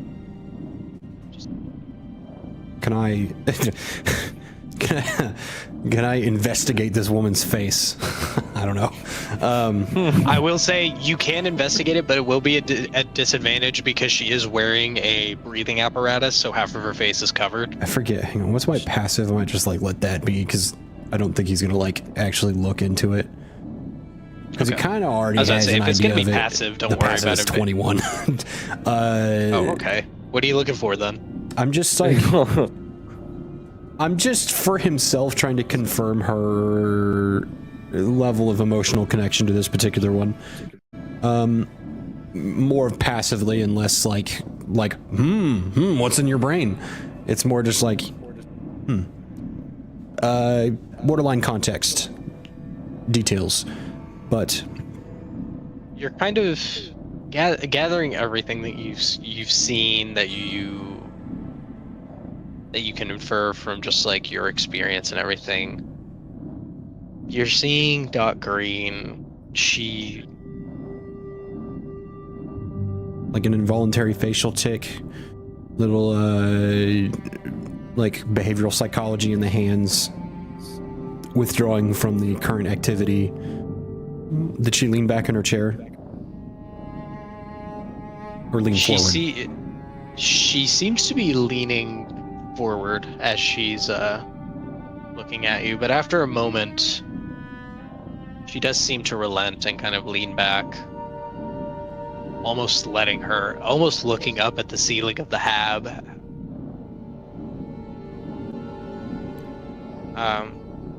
Your indispensable partner in medicine.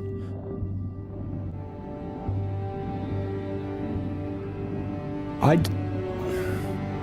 don't know what I'm capable of, but I might be able to expedite that process.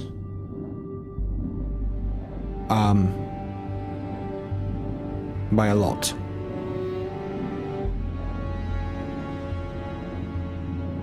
How so?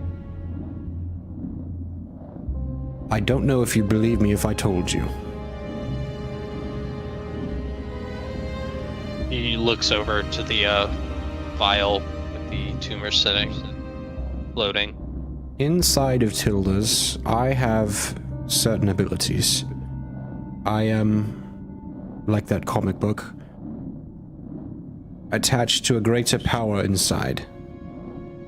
It is as that Archfey is in his realm, in his domain powerful, I am powerful in my own domain. And I have learned, never tried,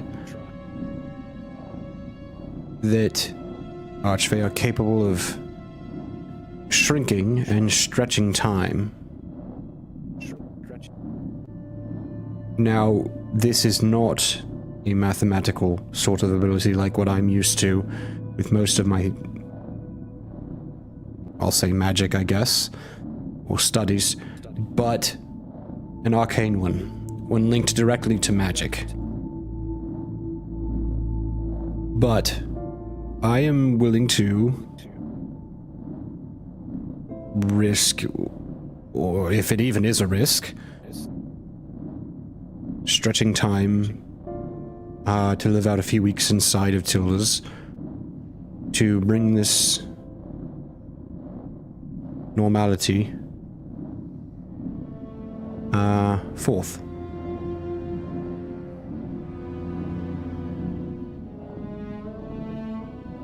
She looks from the vial to you, and back to the vial for a moment.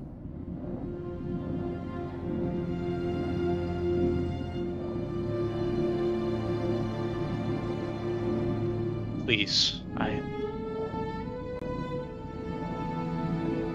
never had help like this before. I've never had someone that wanted to help as much as he does. Someone with a passion for it. She just kind of trails off. Please tell me exactly what you have in mind. Well, we should first load that one up in his pod, get it ready, and get it moving. Take it into Tilda's, and then I will shut the door and pass time. In whatever violent use of the arcane I can imagine that would be like.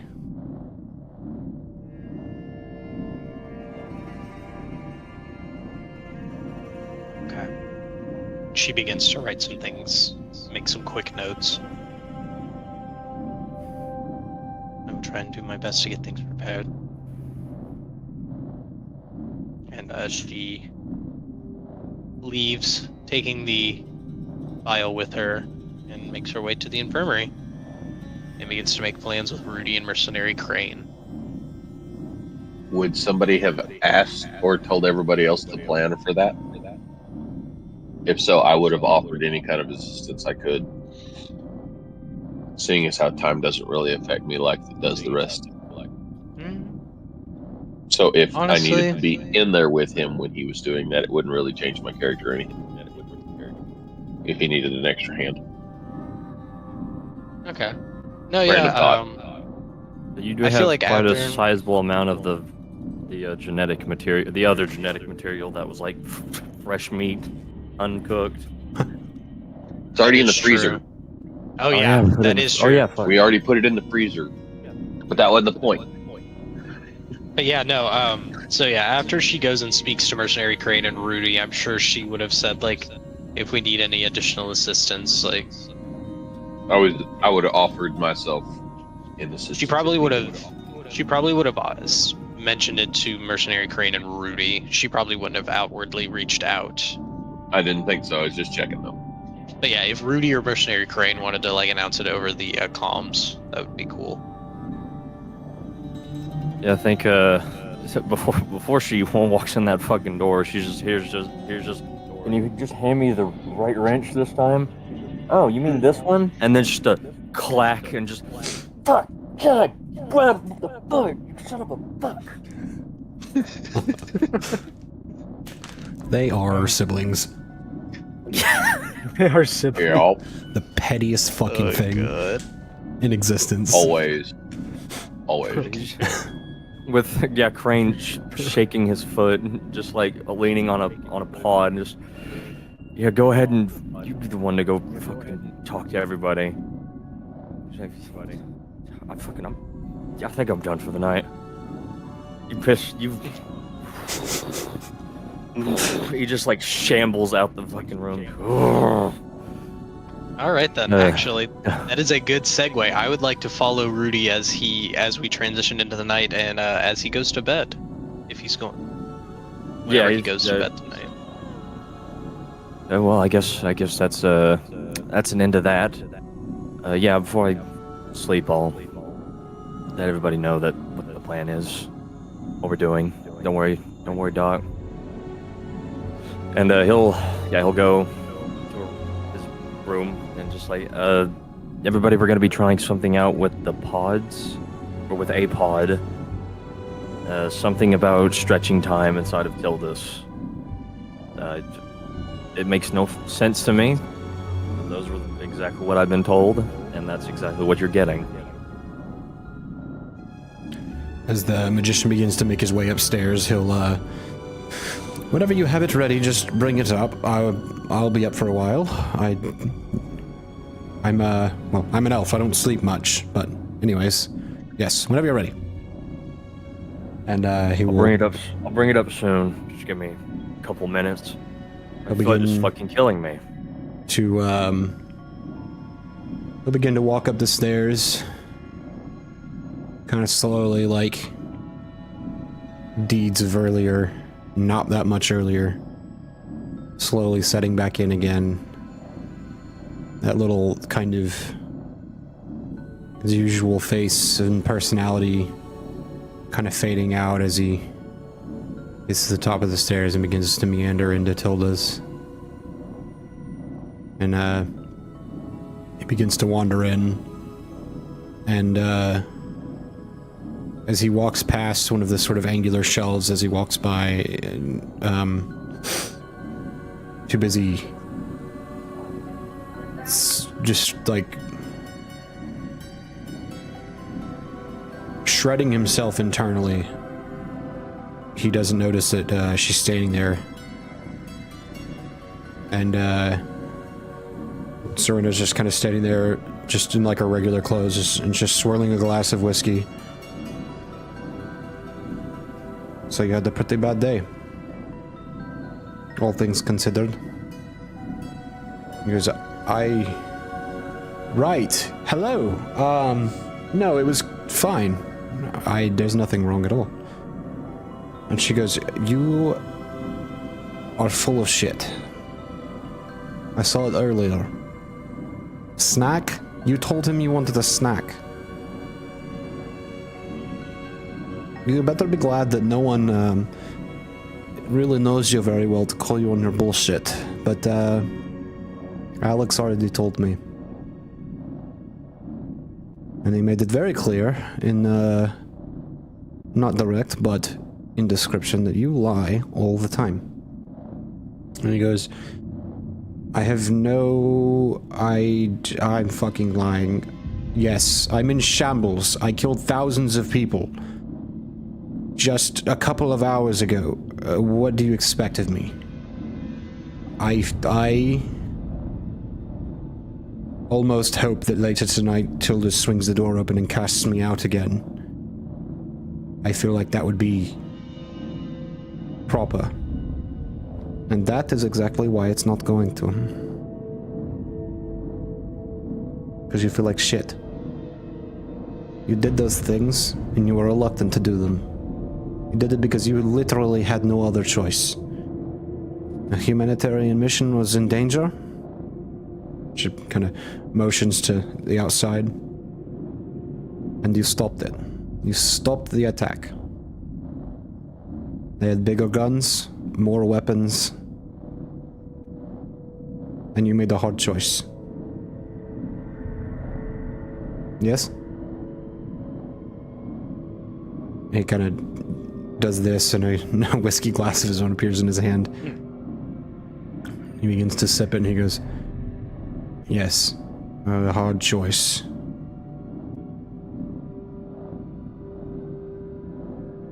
Did you talk to Alix? Did he tell you what I did? Did he mention anything? I don't actually know. I have to ask first. Mention, what are you speaking about? Anything that Serena has done or any of that at all. I don't know what general gist he's given. I feel like in passing, he's given like a pretty general description of the party to the magician, just as they've like sat around and kind of just popped back up. So I understand that you are the one that, like all, but in your own way, are troubled. Yes? And she goes, indeed.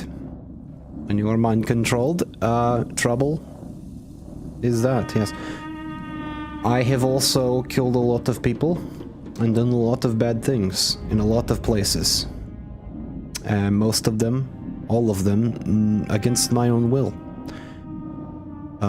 Not your everyday, average hypnosis, you know? He goes, yes, but I was not hypnotized. I made that choice. Yes? She goes, doesn't matter. This is not the same. You beat yourself up for no reason. Yes? Why don't you think of something else? Why don't you think of something useful? Huh? I feel like shit all the time, but still a mission, yes? Is there a point? You are dragging this out. It sounds like. I'm just doing what you do, you know? Drag it out, use a lot of words. It's kind of your thing. So, magician, remember, you just saved everyone here. And we're thankful. And just kind of stares into the glass. Don't pitch yourself up too bad. You're gonna have to tell me how you did that tomorrow. You know that? And she starts to kind of walk out. I want to know. That's a lot of math you just did. Waving your hands around and whatever else the shit was that you made stuff happen. You know, but you did a black hole. That's pretty fucking crazy, you know? And he's just like, kind of a morbid chuckle. He's like, yeah. Well, you know, you do terrible things, you learn terrible skills. You should rest. It's been a long day. I would like some silence. And she'll go to wander out and go to bed. Hell yeah. Alright. Then as we move into the next day, Sharp, if you want to roll a D100 for the encounter, and Alrighty. Kyle, if you would like to roll a D12.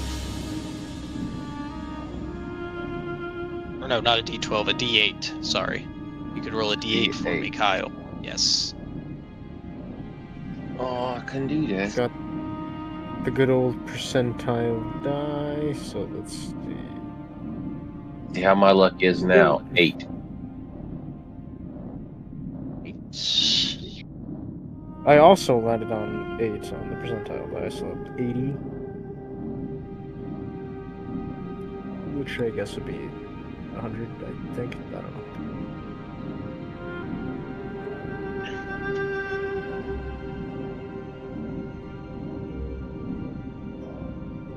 Okay. So there is currently a normal, not radioactive, thunderstorm blowing over the land bridge.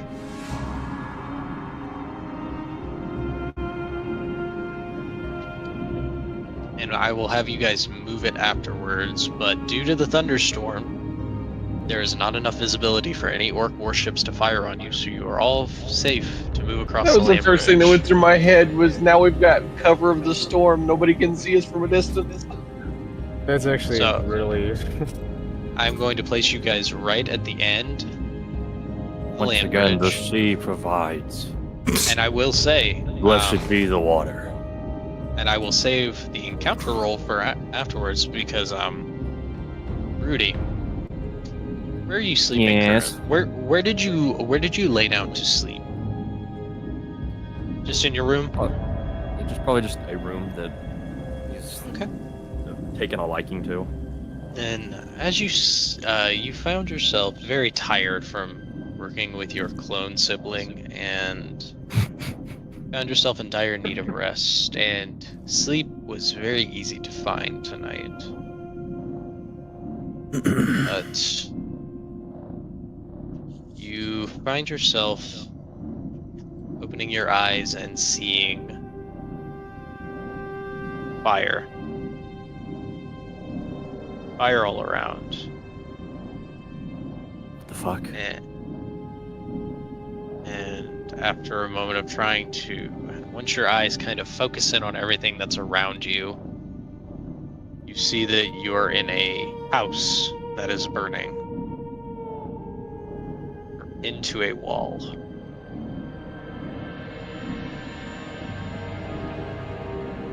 As the fires are burning around you, you see a figure stumbling forward very slowly. And after a moment, they get closer, and they take your arm in their hand, and they put it up against the wall. And Am I able to break free from this grip, or is it's just got me? there's something keeping you, though every fiber in your being is telling you to pull away, you feel yourself unable to. And around that time, you see the face of this figure look up to you. And it is the charred, burned face of Reese Crane. Thought you could get rid of me, kid.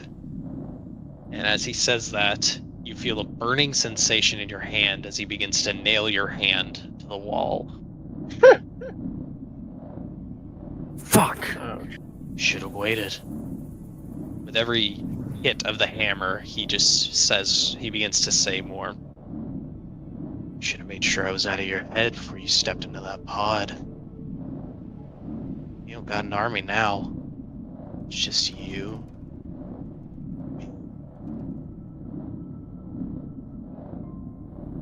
And that's when you wake up. Not in your room. You find yourself in the armory. Sitting at the table with the heavy machine gun and bullets stacked out with each of your crew's name crudely carved into them.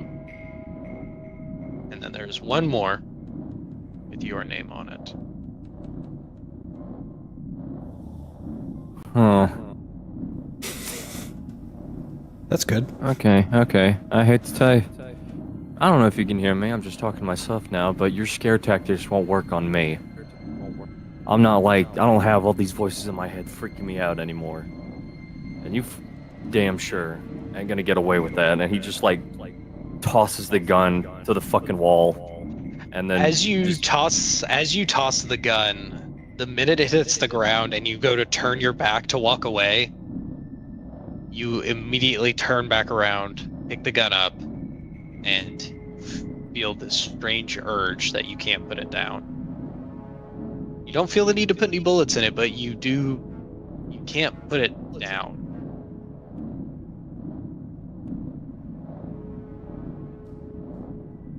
Almost like something is taking over. The minute you threw it, it almost felt like this autopilot took over and you had to immediately rush over and pick the machine gun back up.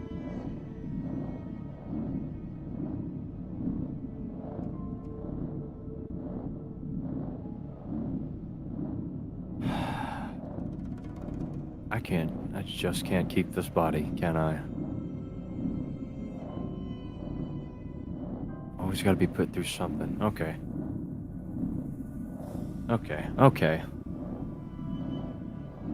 And he's gonna go to click on the earpiece.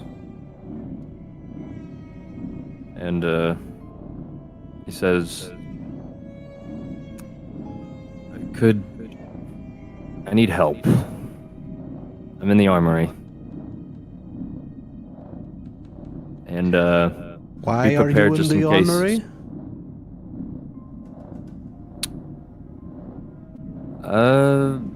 There's a burning man in my head. And I need you to be prepared as if I'm going to shoot you. What's in your hand? A fucking machine gun. She's gonna get up, Shit. throw over Don't get there first. throw the breastplate over her head and clip it on, and grab the axe and Sato and wave the magician out, who rises suddenly, sleeping very late. As she taps the door frame, and she goes, "Come on." And he goes, "What did I miss? I was sorry, I was away, mentally. Did I miss something?" She goes, "Yes, come on." He'll follow her. That sounds like an excuse to kick your ass for yesterday, so fuck yeah, I'm coming. I'm already headed in that direction. Considering especially I wasn't far.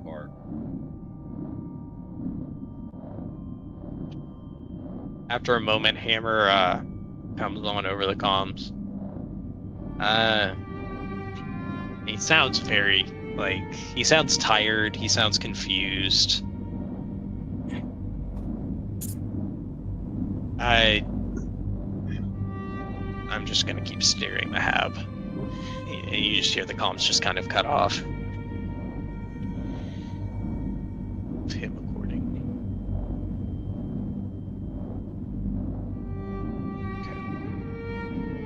I hope those chats went well.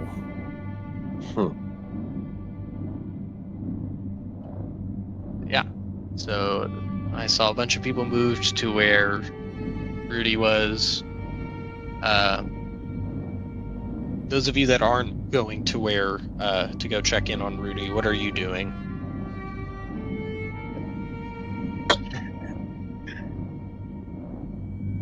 Is Maxon and Stone going to go check in on and see what's going on, or are they doing their own thing this morning?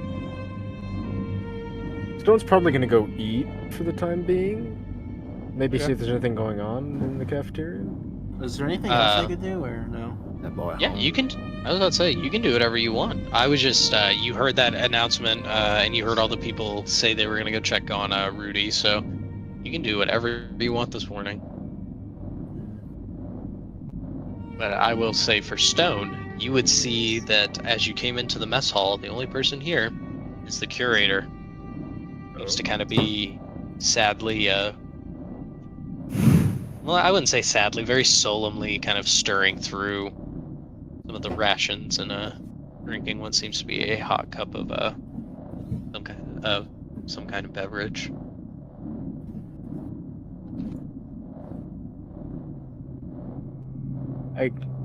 For the time being, I'll ask the robot cook what's on the menu. After a moment, it just it points over to a small digital screen, and the screen turns on and gives you a small layout showing that the meal for this morning is rationed beef,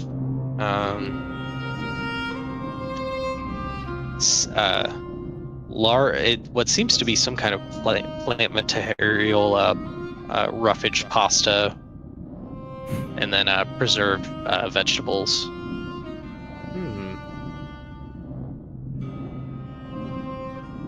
Everything came from a can. That's all you need to know. Everything came from the can. He just goes for anything that he presumes has meat in it because he doesn't know the names of most dishes. Hell yeah. He like picks at random.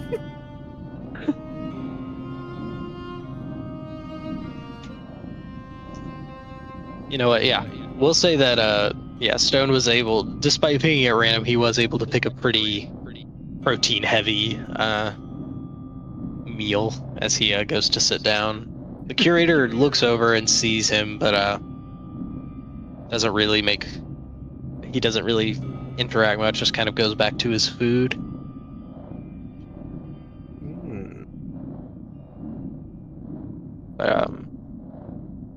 Excuse me. What was Maxon doing? I was asking him because I wanted to. Do you need me to stay on the hab? No, you can do whatever. I was just gonna go fly around for a little bit, not go too far. Okay. Just get out. No, yeah, you could definitely go out and go for a fly in the morning. As you go out and fly, you would see that there's not only a thunderstorm, but there also seems to be movement through the air of strange bright blue lights kind of making their way and kind of blinking, almost like fireflies, but to a gigantic scale, like to where you can see them blinking through this thunderstorm.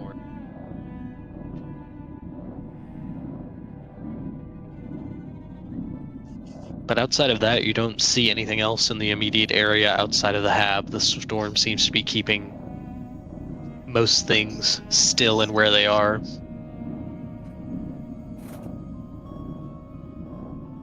Were you looking for anything specific, or were you just trying to get some air? Pretty much just some air. Okay, cool. Then yeah. There's not really anywhere else I could go that's around here. Anything else I think would just be too far. Let me check the map real quick. I will say at the morning, yes, but I am gonna move you guys here. Yeah, to count as like your actual movement and stuff. So if you did go out in the evening time, you would be able to see. Excuse me. This small city here, or at least the outskirts of it. But that would be if you went out in the evening. There's still some time for that. Oh, can I wait till the evening? Oh yeah, you can go out flying again in the evening. All right. So yeah, we'll say that you went out in the morning and you flew around for a bit, but due to the thunderstorm and it being such low visibility, you came back after a little bit. As Maxon's in the air and he's flying around, and the radio that's on board the ship, he's just moving through the stations on it, the same repeating things that he's kind of gotten used to over the last few days, but then he moves to one channel specifically and it's just static, and he just closes his eyes and just exhales like he was hoping to hear something but just couldn't.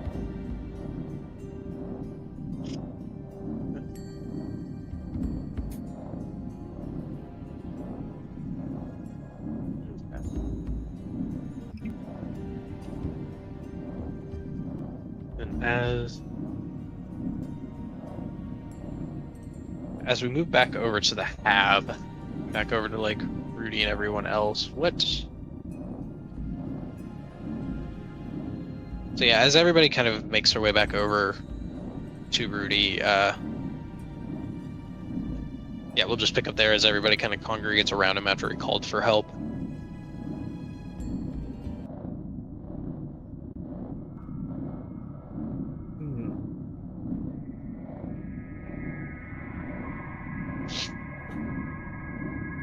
Would you have made your way to the med bay? Are you just...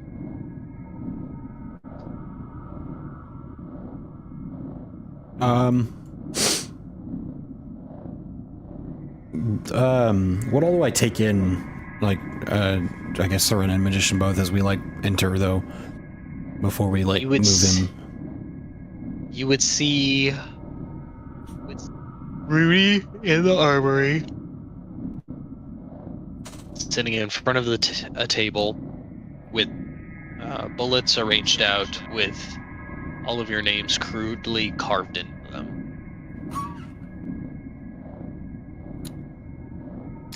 So, what's going on, Rudy? Fucking you tell me.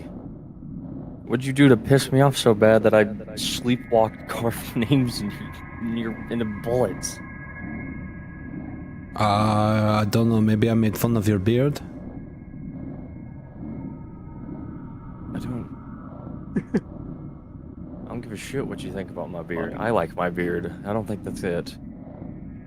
What's Case in point. What's the deal with the burning me? Oh. That. Well, you see, well, Alix may have burned Reese Crane as he existed in your mind, like much of the others, directly through your corneas, a little bit. But I guess apparently he didn't get all of it, as he is not, I don't know, an optometrist or an optic surgeon or, I don't know, any of the above needed surgeons to remove something like that. Yeah, no form of accuracy to be spotted in those statements. No. Yeah, I can't put this gun down. I am curious. And he, like, looks at Serena. She's like, I'm gonna get shot again. Okay. I'd rather you didn't. Where is So I am ready. He's gonna... Not casting, but he's going to hold a,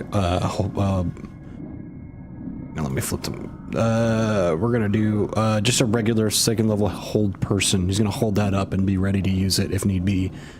And, Okay. Serena is gonna use,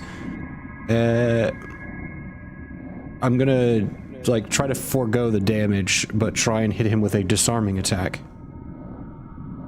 Okay. The disarming strike maneuver.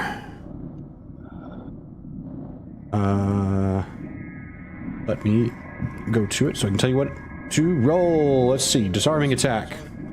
And if that's an ability or skill check, I will flash of genius you so you have a higher chance of doing it. Okay, so would that go to the attack roll? Because it requires an attack roll.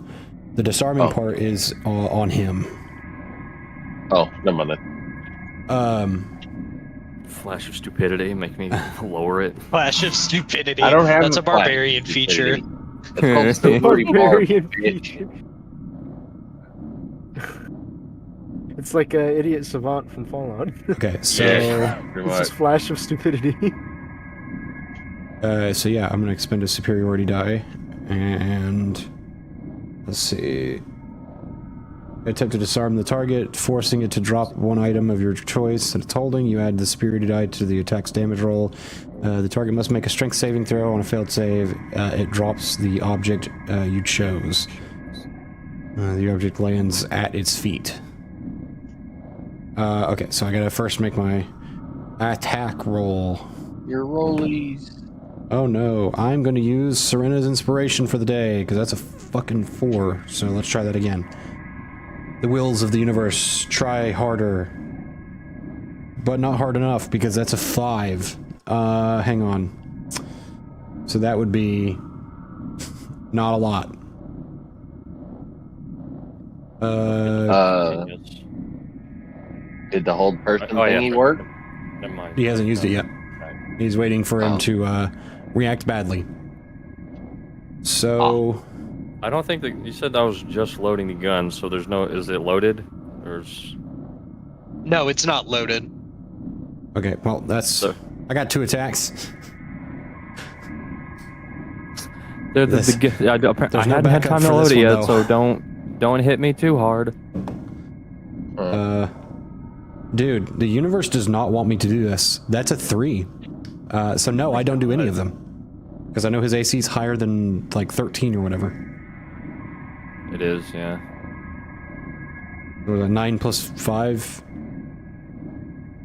Yeah, sadly, you guys sleep in your armor.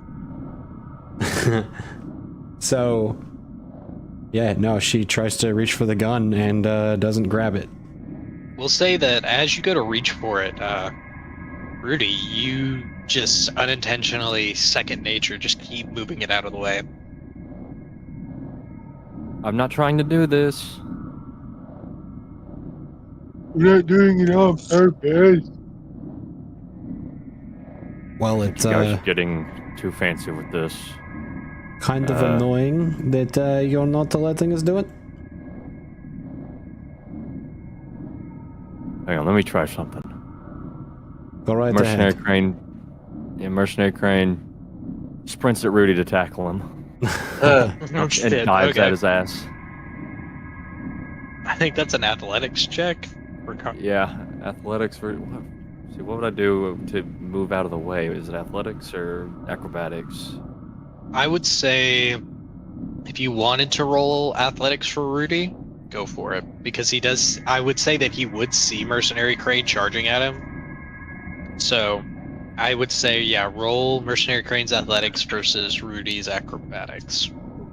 Oh fuck! All right, and then hang on. Let's see what's his acrobatics. All right, cool.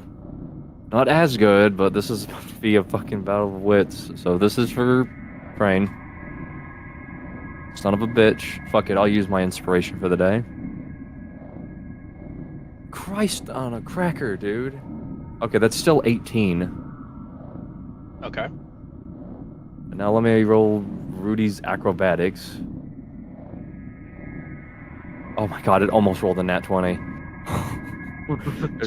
That's 11. So fucking Crane just swan dives into goddamn Rudy. So yeah, Rudy is Speared him now- in the gut. Yeah, he's got him in a fucking rear naked chokehold. I will say, in that commotion, the gun has fallen from your hands. Verena will pick it up and put it back in the lockup. Okay, I've dropped the gun. You can stop trying to knock me the throw fuck it in out. my bag so it can't be accessed. She will almost put any it in the other lockup and then like hand it. it to Raziel instead. Any duplicates or copies of that gun that we have in this armory are going in my bag right now. I believe the only other Still one. holding a hold person at the ready, by the way, never letting it down. The only other person that has one is Serena, I think. Oh, what? No, we had 2 heavy machine guns because of the. Mine I would have put back after that fight. Oh, She yeah, doesn't want to okay. lug that shit around. That's too heavy. She's already got So it would like probably 4 also guns. be in the armory.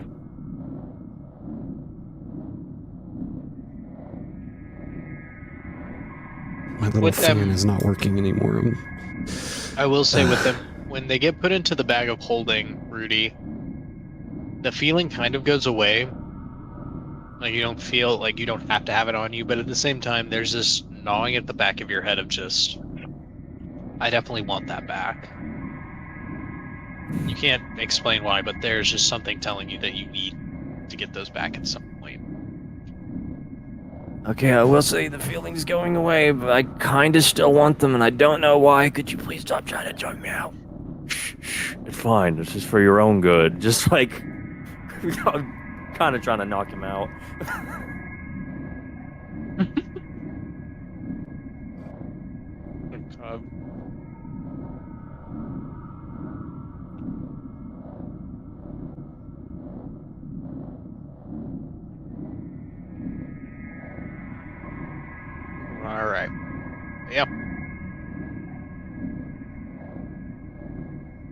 I leave.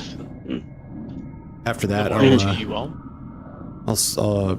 Sereno will just be like, well, if you can keep him like that, let's take him to the infirmary and have a look-see. Yes, and I can assess the readiness of our other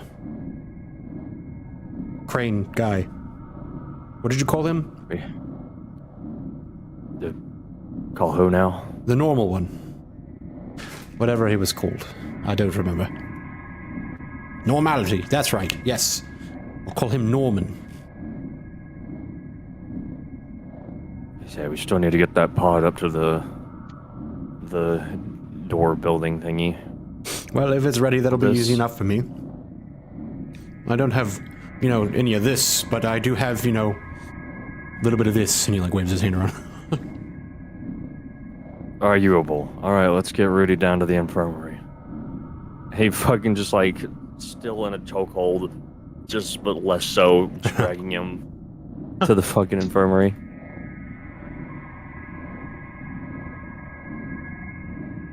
Serena and the magician will follow. All right.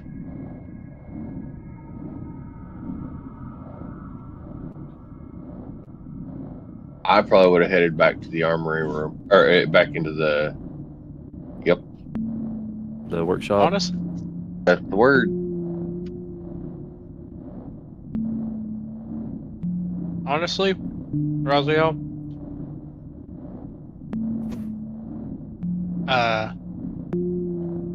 those pouches are probably done after you were working on it for a majority of the night. I know. Check the message I just sent you. Oh, it just popped up. My bad. You're good. Get his ass. Oh, okay. Yeah, he doesn't want that to happen again. Okay. Then I will say that you just spend the next few hours doing that. Do you want to say we'll just start at disassembly? Yeah. Okay. Then yeah. Are you trying to conceal this? Well, everybody else, I'm not broadcasting it in any way, shape, fashion, or form, and if nobody came in while I was doing it, nobody would have known about it. I ain't there. Hell yep. I just wanted to make sure you weren't Yeah, broadcasting it. Nope, not broadcasting that at all. Hell yeah, okay. Then Raziel is going to go do a thing. Riveting. And yeah, as you all make your way to the infirmary, you would see Doc Green preparing a pod here towards the middle and holding that same familiar vial, kind of looking at the pod.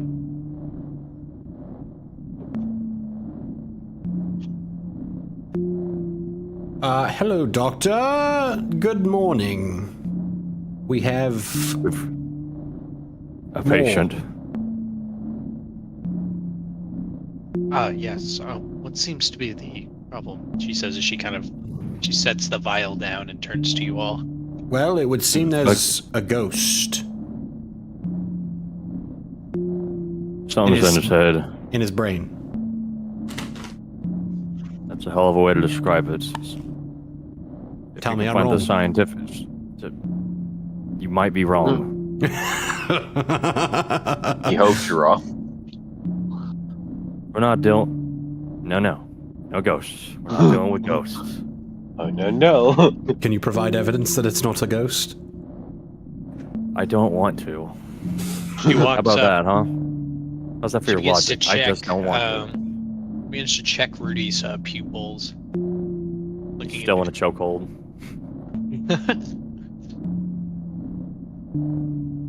After checking his eyes, she begins to look over his face. You could release him, allow him to lay on one of the operating beds. I'll need to take a scan of his brain. Okay. Let's really go. Just. I can breathe. Fuck. He fucking stomps on Crane's foot. God, shut up, fuck.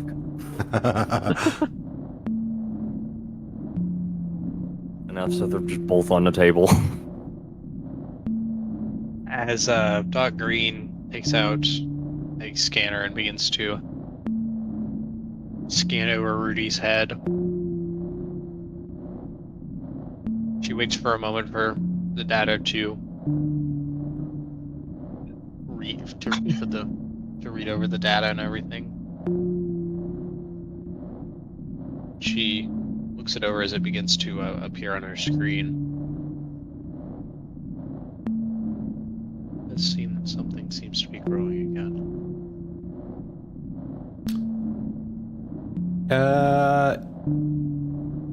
Not a medical doctor. Is that possible? I didn't think that that could happen. Just willy-nilly 2 days later.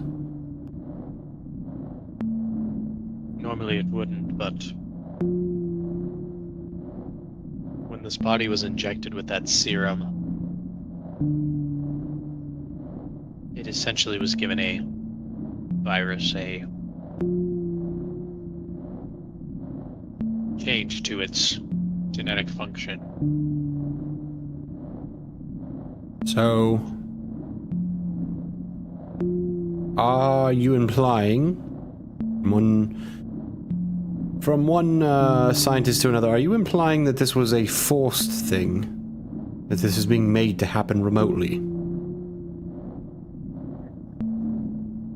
I do not believe it is being made to happen remotely. I believe that once that serum was injected into this body, it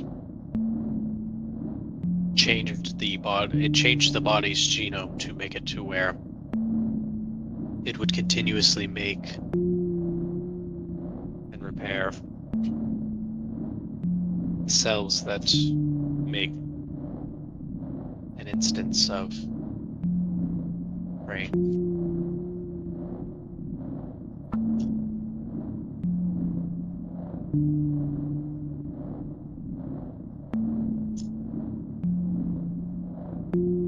She kind of looks over to you, Rudy.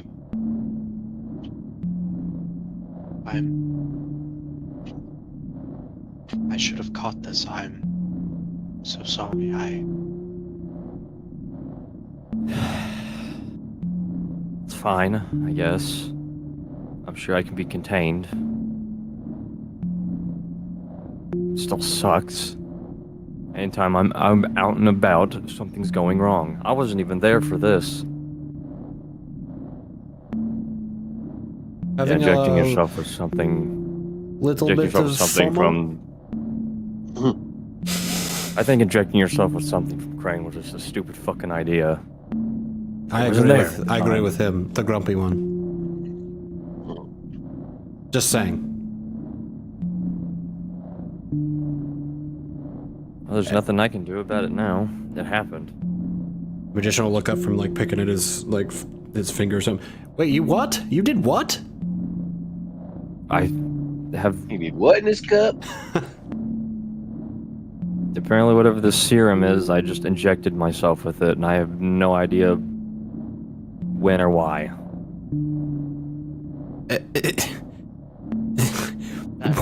What is wrong with you? I feel like if I knew that, I wouldn't be here. Actually, I'd like to amend that phrasing. What is strange with you? You work in such an odd way compared to anyone else, and I don't understand it, and I like it. You are chaotic. Very, very unpredictable, and I love unpredictable. And I pity it's him. fun. Well, while you attempt to do your good work, Doctor, is the patient ready? The other one.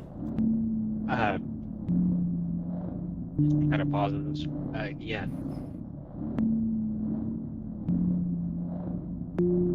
All right. Ready whenever. let's get everything set up then. Ren, keep an eye on that fucking trigger discipline over here. She kind of goes, hold on, hold on. What are we talking about? What are we doing? Where are you going? And she points to the magician. And what are you talking about? What's happening? You're not here. You're not here over the comms. No, I don't listen to every single thing that is said. Sometimes I turn it off so I can have a moment's peace. I'm sorry, that was so funny. Just the idea of it being like, no, you guys talk on the comms all the time. I need a second to myself. I like, you I know, gotta turn it off every now little and bit then. of privacy and not hearing every little thing. I don't want to hear when you take a shit, you know? It's not fun. Well, luckily, I have mine set to button press activation. That is Always a on. good idea. So, what is going on? Who's in the pod? Patient? We're gonna try to speed grow the most normal one of the bunch. Oh. And how are you going to do that? Well, I'm going to... Well, I don't really know what I'm going to do, but I'm going to try something. It's you have something I it. know I can do. I think I know how to do it. But I have never tried it. I think the largest factor here is that I am nervous to do it, less than I am worried about if it works or not. It's like jumping from a high cliff into a lake. You know you're going to be jumping into a lake and you know that you'll be fine, so long as you run and jump and land correctly in the water. But it's the leaping off of a cliff that's the scary part. I've never done it before. Crane looks at Serena and just says, and there you have it. A lot was said and nothing was gained. So let's go see what this actually is. Right. He walks out. So you're going... What? I don't understand. So I'm going to stretch time for several weeks. For you, maybe a few hours or a day. It's imprecise, but I should be able to do it. And out shall walk me and hopefully a fully grown Norman. I don't know. He can name himself. I don't care. But yes, that is the plan. And he'll cast telekinesis and then lift the pod and draw it across the room towards him. So here goes. And she's like, you're going to go and do this by yourself? Sit for like a week or two, or however long this takes on your own? Nothing going on? That's where I probably would have stuck my head in and said, hey, did you want somebody to play chess or something with to keep you busy? That way you're not alone. That I'm doesn't gonna need to be in there. sound half bad. What? I'm gonna need to be in there too, just in case something goes wrong with the pod. Trust me, I used to work on these all the time. That is fair. I studied genetics, but not actually doing the genetics, so that might... You have a point there. I do have Still to might ask need in the to- form of a waiver, Actually doing them. are you both do the prepared to mechanics. pass and jump ahead of everyone else you have ever known by an uncertain amount of time? Yeah. I kind of scratched my head. I haven't really changed in like 50 years physically, so yeah, I think I'll be good. All right. Every one of you. Well, here goes, and he will bring the pod with him and bring it upstairs.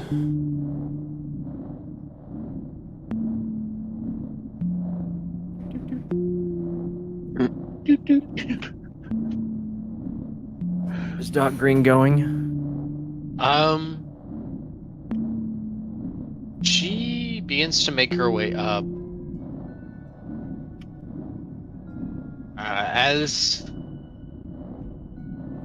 the magician carries the pod into Tilda, she kind of stops for a second, though. But she does eventually go in and follow them. Yeah. Crane notices. She stops and asks, "Are you nervous?"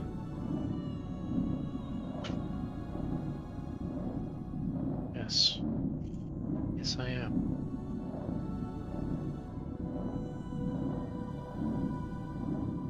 I wouldn't be too worried about it. Should come out relatively fine as long as nothing's wrong with the pod. I can tell you this though, and he leans in to whisper to Doc Green so magician can't hear him. Just a little bit of DNA of any kind, hair sample, small blood sample, can drastically change what goes on in the pod. So if several elves came out of there, it wouldn't be hard to figure out what happened. And he'll walk inside.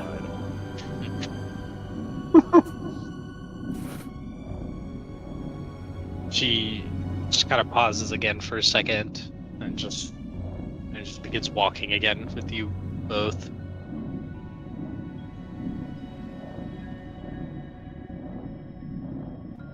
And she kind of picks up the pace to be a bit closer to speak to the magician.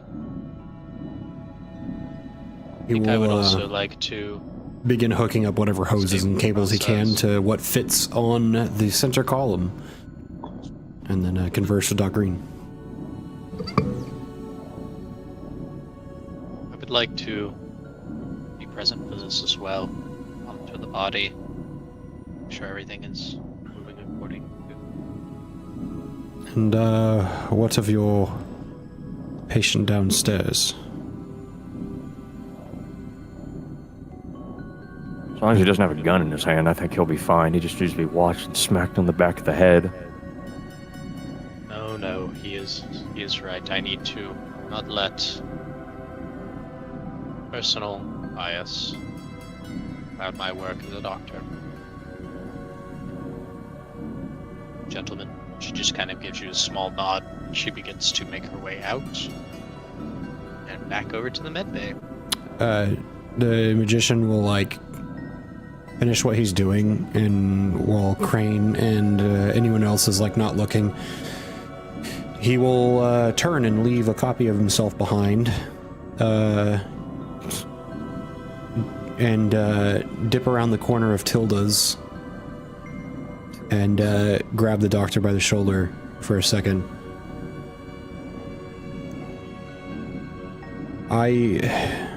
Listen. And he'll very gently reach down and take her hands, and he'll go, I know there's a lot to say for you. I know you have a lot on your mind. And I know you have a lot of words with this particular individual to explore that you don't seem comfortable saying out loud, and I won't make you say them out loud, as you are exploring what is in your mind. As was he, I'm sure. Just hold on to that. I don't know how long I'll be gone. It could be 5 minutes, it could be tomorrow. I don't know. The goal is no longer than a day. That is my hope. But take that with you as you work out the rest of this day. She doesn't. It'll be weeks for me, but it'll be hours for you. She nods. And he might be a little jarred. We'll do our best to fill him in. And we'll go from there. Yes? Indeed. Thank you. Now, to our duties, yes? We're elves, we are stoic in our duties, and that's all bullshit. Go have a panic attack if you wish, hide in your office. It's every man for himself. He'll chuckle and go back into Tilda's. She, after she gives you a chuckle, she just nods. And before you're able to make it back into Tildas, she just kind of stops you.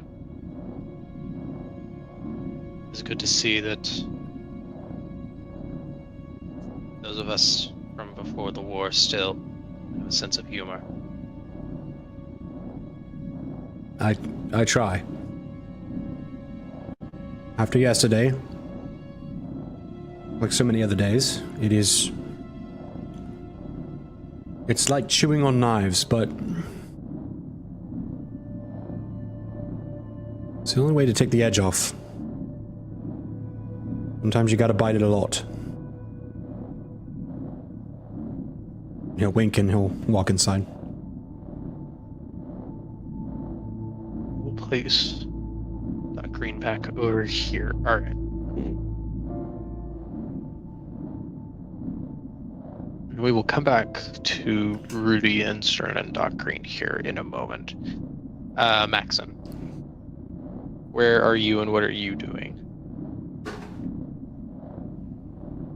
Okay. We'll say that I was muted. it's- I was looking through some stuff. I heard everything. Okay, what'd you say? No, you're all good. So it's been a couple of hours since you went out and attempted a flight.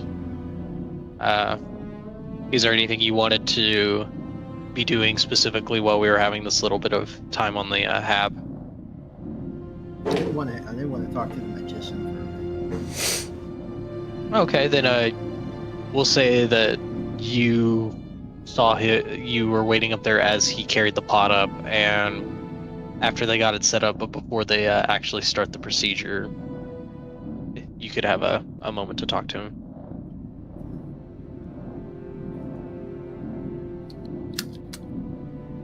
So now he's up there with me. You're both on the observation deck. So Maxine kind of just turns to look at him, and then he asks him, I don't think I ever asked you, how many different worlds have you visited in your lifetime? I don't know. I never started counting. I just kind of focused on, well, I say focused. I kind of was caught in the surprise most of the time. Did you never start counting, or have you just lost track? I think it's a bit of both, to be honest. Most of the time I spent on other worlds, I spent helping, while also simultaneously trying to understand how they worked, and what was going on. Many places are quite nuanced, much like here on Oramos, or back on your homeworld, or on Aveline, or any of the other places. Everything works just a little bit different. And that's kind of the beauty of all of these different worlds that I've been to. There's something new to learn everywhere you go. I never traveled much to different planes and worlds and such. I just knew they existed. If you travel the planes, don't do it alone. He gets kind of serious about that when he's like, be careful. Things that are influenced heavily by the forces of chaos, order, good and evil can be deadly. They are not like they are here. They operate by hard rules, and only those. You don't have to tell me that twice. I've had somebody tell me that consistently. I once went to the endless and pit of about Oramus, having to and keep going on and on about not interfering with worlds, having to keep the balance, as he put it. I've been to places like the endless pit of Oramus. I didn't go to the Hells. The Hells are too chaotic. And a lot has changed there. But I can say that they're not like they are here. They don't operate on the same rules. It is the same rule set, but the game works differently. It is, they are hard places. And sometimes can be difficult to get out of. Let alone get out of alive.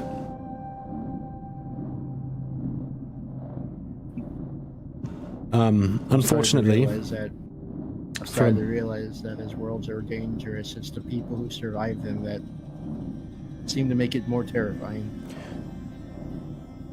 Yes, and sometimes that is meant well.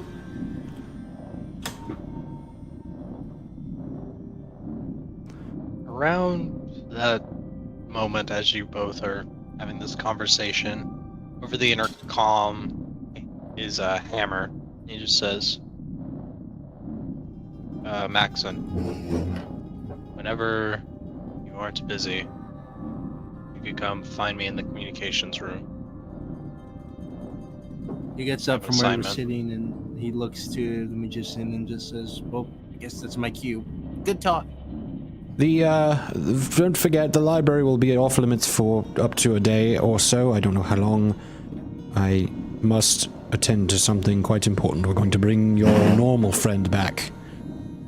You should be happy to know, I'm sure. I'm going to go... It's a bit of a science experiment. You let me know what changes as soon as you can. I will definitely let you know. I have a cliff to go jump off of.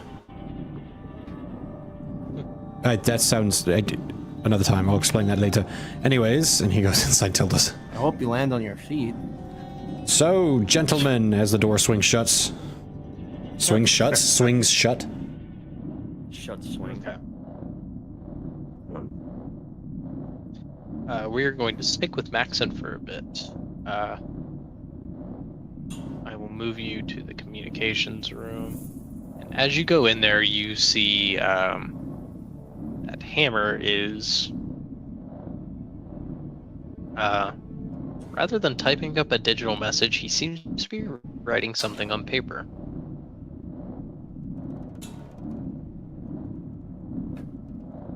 He doesn't seem to make any motion or turn to look at you as you come in. He just seems to be focused on writing.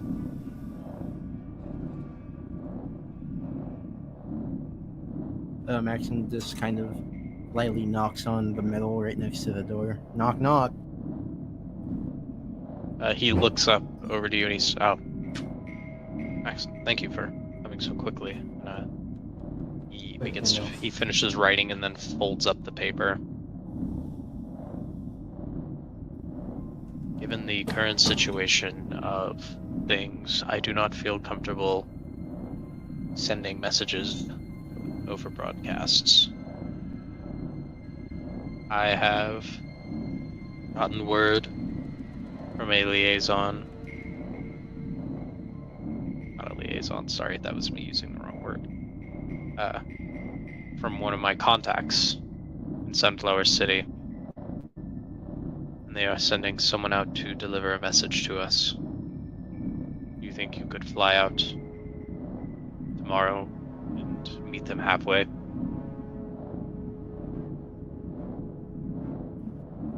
Tomorrow, I can be ready in about an hour. It would be safer if I meet them ahead of time.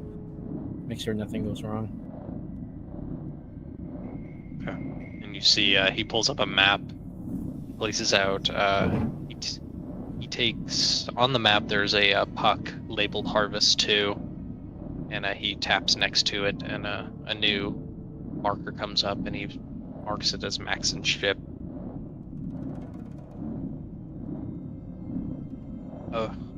Once you leave, just be sure to activate the tracking device.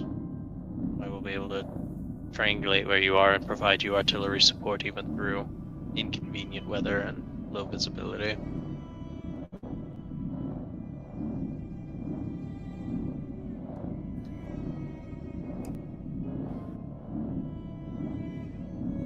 Oh, there we go. He's taking a look at the what Hammer has on the screen and just nods his head. And also, I need you to deliver this to them. And he hands you the paper that he was writing.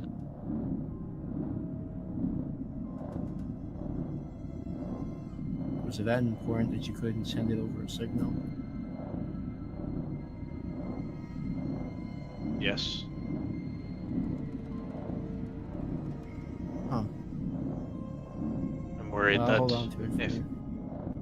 I send any more messages through broadcasts, they will, well, any kind of size. Can't have the enemy reading those letters.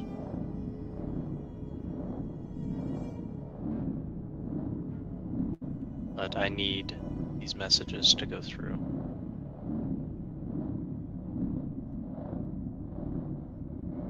I'll get my stuff ready. He nods. Go make sure there's no repairs that need to be made on your ship. Place him down there. Alright. Stone. Right here.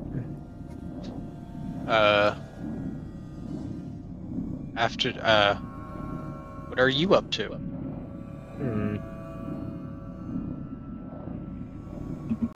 That's a good question. What should Stone do? Actually, I know what Stone is doing. Give me a perception roll. Give me 2 seconds. That's D20. What's my perception? Dang it, I can't open my sheet at the moment because my computer's doing something. Apologies for that. You're good. Let me think. I'll just roll and then I'll check my perception afterwards.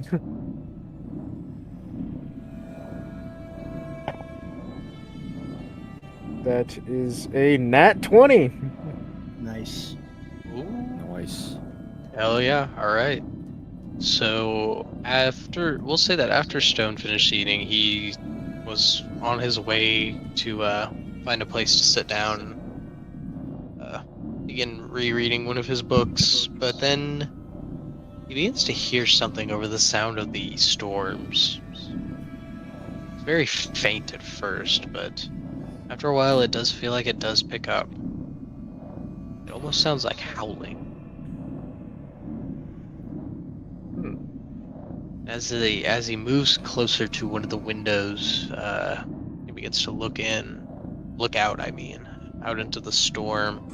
These bright blue flashes of light.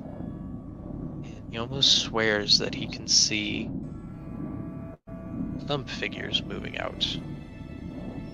Just beyond eye line of the hab, trying to catch up. Howling, chasing. They sound familiar. That sounds a little too familiar. It's hard to tell through the storm right now, but it's almost unmistakable. Given a couple of days and letting the storm clear up,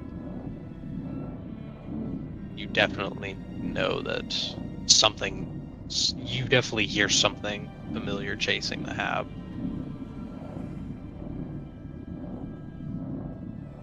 Just what I've been hunting.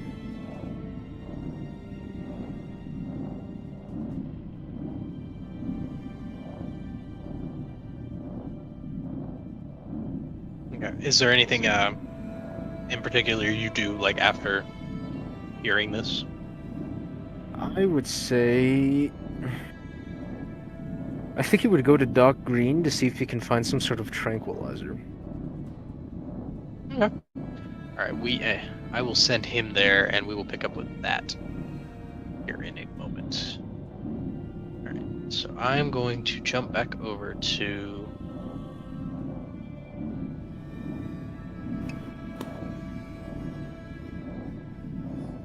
Speaking above table, something completely random.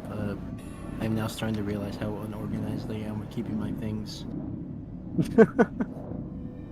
You remind me to buy a deck box later. That would be nice. I actually I have one, but that's because I bought a mystery box of just a bunch of cards, so it had just a big box I can put cards You in. bought one of those boxes that just could have had anything. Yep. Did you get anything good? Oh, yeah. I got a few good things, actually. For some, I Had some for some rares in reason, it. For some reason, I like I have all my cards in a safe place, but all the stuff that's actually worth something is mixed in with the bulk. Yeah, you should probably go through that and separate those. As for me, Luckily, all like the for good ones are example, my Sonic cards, I have all slabbed just in case, because We those should- are we rare should- and I we- do not want something to happen to them. You should have been here when I hit someone for 70 damage with no claw. Yeah, you did tell me about that already, actually. Alright, so we are going to move back over to Tilda's. As everything is getting set up in the room.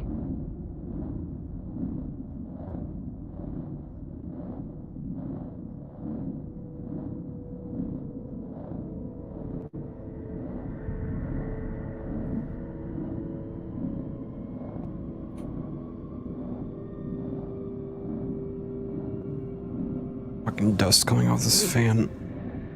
I'm trying to beat the dust out of this fan and it's not, still not working. So yeah, I guess the first thing you, Raziel and, Crane would have heard is the end of that previous conversation and him walking in after talking to Maxon for a brief second. Him going, like, all right, gentlemen, let's get to work. Which, I don't know what work you would need to do. I guess Crane, turn it on. Raziel, look sharp. And Magician, you know, just stretch time a little bit. Oh, no. I'm going to start right away.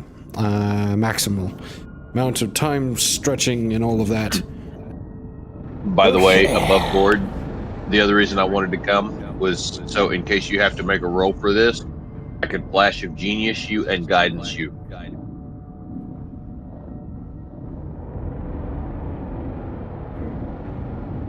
Pod should be simple enough to set up. I just need to get it to connect to some power. We need genetic material.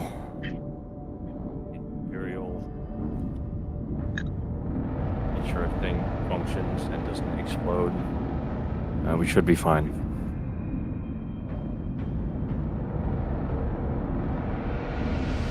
All right, well. Here goes nothing. Okay. I've never done this before, so I'm going to try it now. It won't be as subtle as my usual tricks where I don't move my hands, so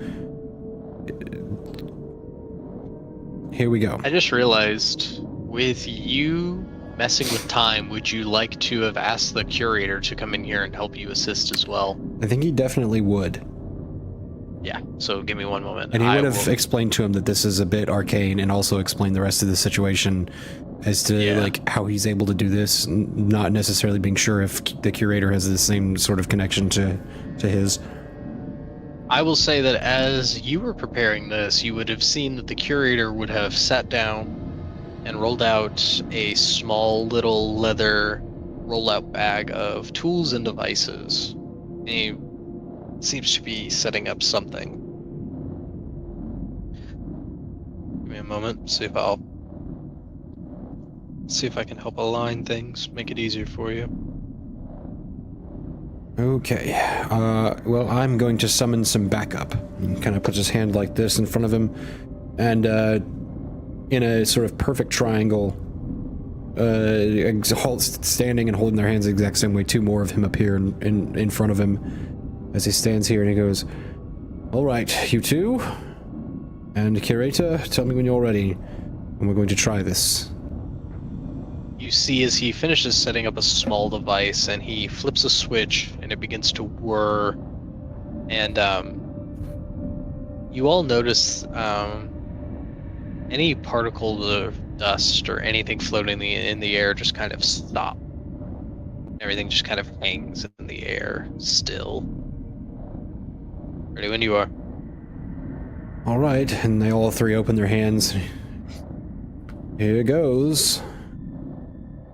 He'll focus in. Hold on to your butts. And he almost looks like he starts to, like, get kind of hazy, like he's about to pass out. Or or like zoning out on looking at like just watching the paint dry.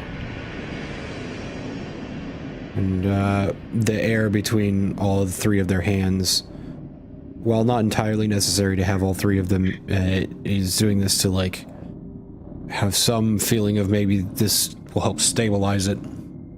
And it begins to do that sort of heat ripple between their hands, but not rippling out, only rippling there.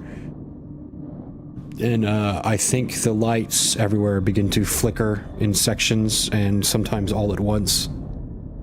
And the glasses begin to rattle every now and then.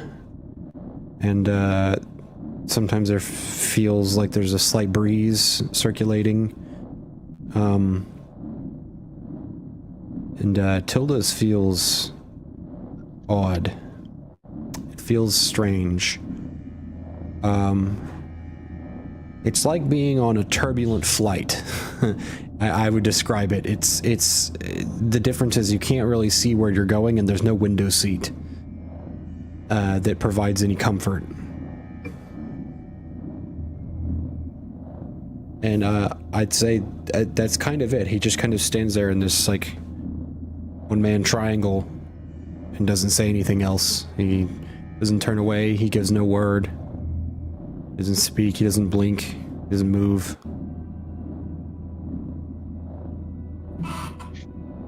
Starting to feel a little rattlesnakey.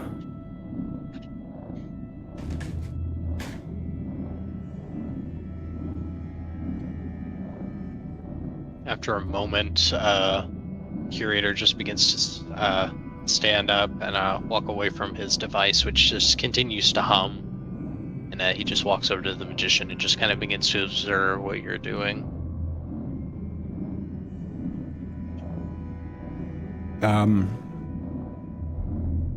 It is very much that. He's like kind of that cross-eyed, staring into the distance type of moment, but he's like focused.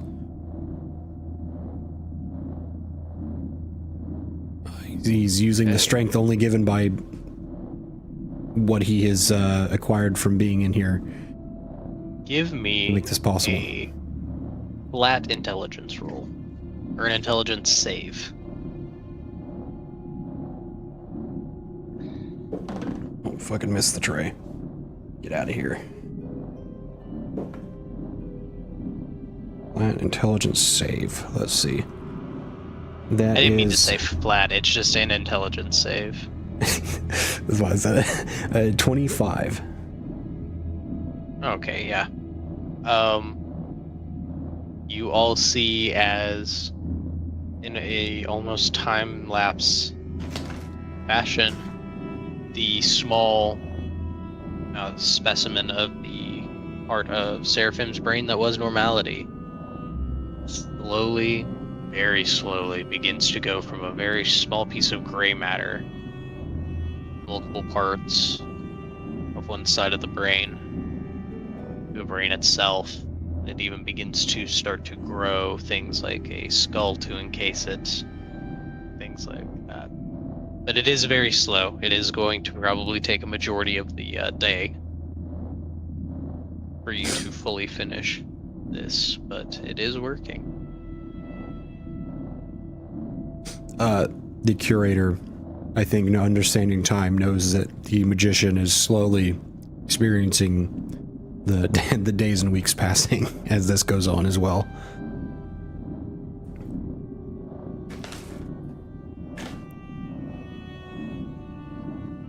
And the curator is just slowly taking notes, some from time to time, just walking over to the magician. Everything okay?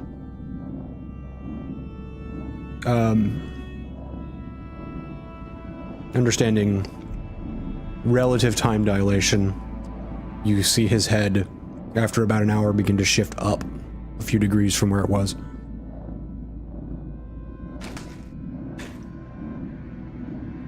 Once again, the curator doesn't say too much, but takes a few notes and then just kind of begins to move between Mercenary, Crane, and Raziel. It takes him about probably...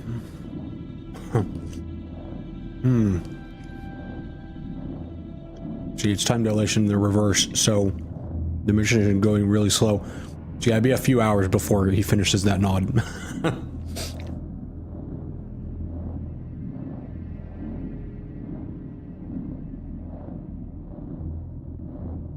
So And yeah, for the what magician, are that took him like a merc- day to hear him say that, to finish that sentence.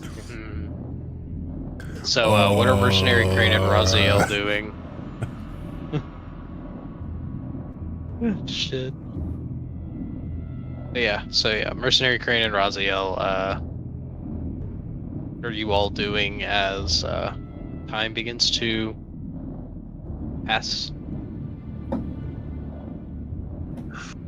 Well, since he's kind of stuck at the moment and I came on to play chess, I guess I'll go to my craft project and continue what I was doing before we left. Because I definitely brought it with me. All right, then are you going to try to hide what you're doing in here, or do you openly report this task? Don't I have to go to the craft? I was going to head to the room I used last time to craft in until he got unslowed and was able to play. Oh, We are okay. on Tildas, aren't we? Yeah. I didn't know. I was going to go back to the craft room. Because he can leave this room and go anywhere on Tildas while you're doing this, right? Yeah, it's not. Tildas is not. Cool. I just God, wanted to cat, make sure. fuck off. Again, I'm technically not trying to hide it, but I'm not broadcasting it. I'm waiting Yeah. till I get in there to do it. Yeah, that room will still be there. Like the rooms that come and go are not entirely dictated by his consciousness.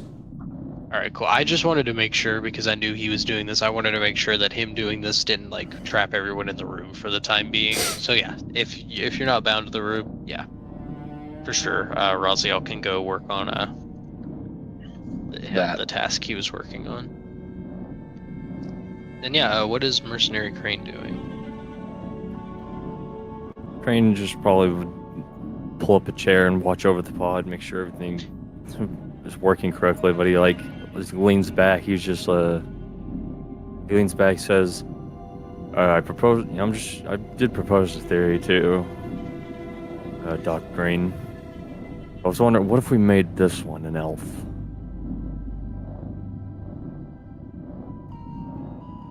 The curator just kind of turns back. I mean, I suppose we could. From what I've seen, just a little bit of outside interference could really fuck something up.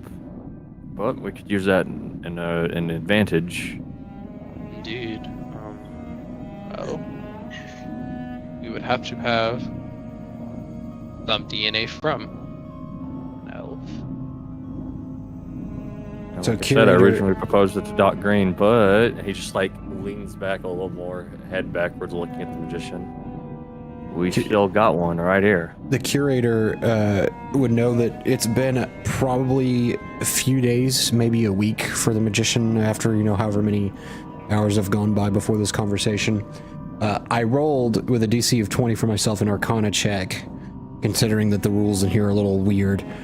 A sort of hazy version that's mostly just it's like a bust sculpture. It's like the chest area-ish and his head kind of appears in this sort of hazy apparition of the magician, and he's like, "Oh, that worked. Very interesting. So I'm learning a few things. I still don't know entirely how this works, but I can probably. Ooh, wow, that's tiring. Okay, I can be here for a few seconds. I'm discovering new things. Carry on your conversation. I'm just learning new powers. Do you need me for anything? Are we settling in any well? part of that conversation? No. I think What's we're fine. happening? I'm aware of you being here, but it's a little harder and a bit hazy for me to know exactly what's going on. It kind of just sounds like continuous droning and wailing as you all speak, on and on for days at a time. It's the worst. It's like being flung out into space again. It's terrible. I hate it. The curator just kind of looks over to you and he just says, have you ever considered having children? I would say more of a sibling. He can't see his whole body obviously because he's like a bust apparition. He's like, but you see him shiver. He's just, ugh. Why? I proposed a theory that we turn this one into an elf. Frankly, I don't care. If you would like to do that, go ahead. I honestly couldn't be bothered. Fuck it, let's see what happens. I've got And he about 30 plucks a more hair. seconds. Do you need anything else? He plucks a hair from the magician. And then just opens the pod and drops it in there. And I'll closes say it. ow now and then hit you later. Maybe. That's I might fine. forget. I can It'll be take a it. week or so. I may forget that you did that by then. Probably. Well, a week for me. Then after it is dropped in, yeah. We will see what happens after that. And he just kind of goes, and he kind of like winces. And he's like, there it goes. Okay, I will see you soon. Well, for you. Oh, that hurts. And then he kind of just fades out. I want to clap so loudly right now. Oh, God. No. But I will resist. I'm a dickhead, not an asshole. I will sit here quietly. All right. What are you gonna do? And he looks over at the curator. Plan on staying in here, or? The curator has already began. Well, actually, the curator. He's actually staring at you very intently, Mercenary Crane. Do I have something on my face? Not your face. And he turns his head and kind of shows you where his implant is. Ah, You got one too. did it myself. Well, I built it myself out of full parts. I had someone else install it for me, but otherwise, yeah, did it myself. I was about to say that was a hell of a flex.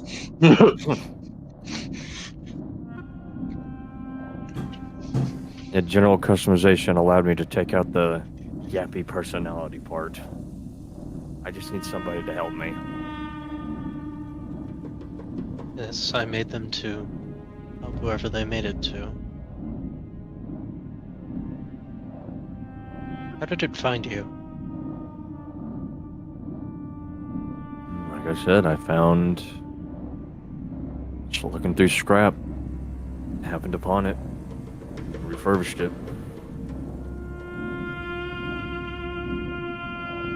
I'm glad it's treating you well.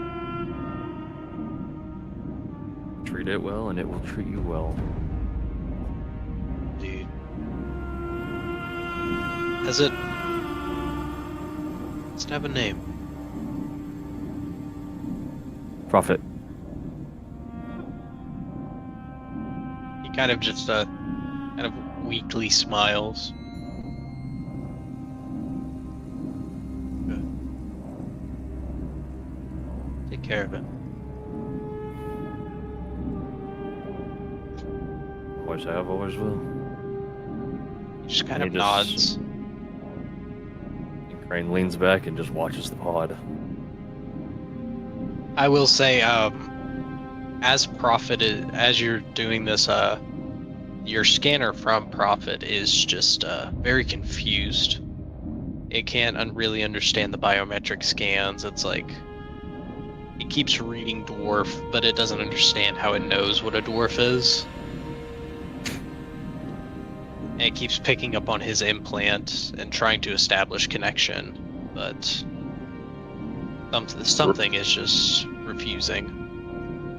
Random thought. What was Prophet's reaction to bigger on the inside?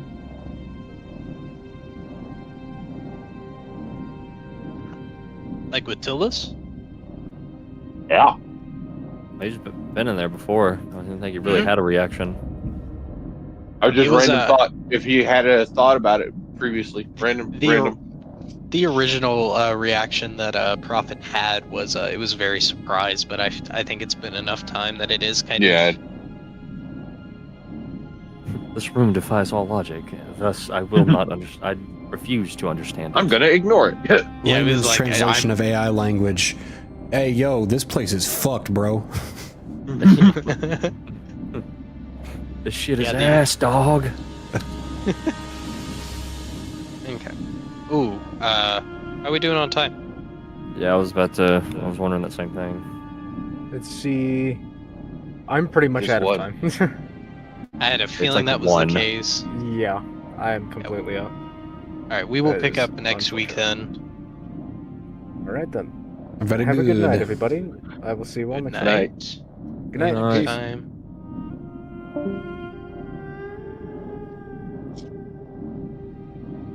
All right. Alrighty then. This will push these. Alrighty then. Alrighty then.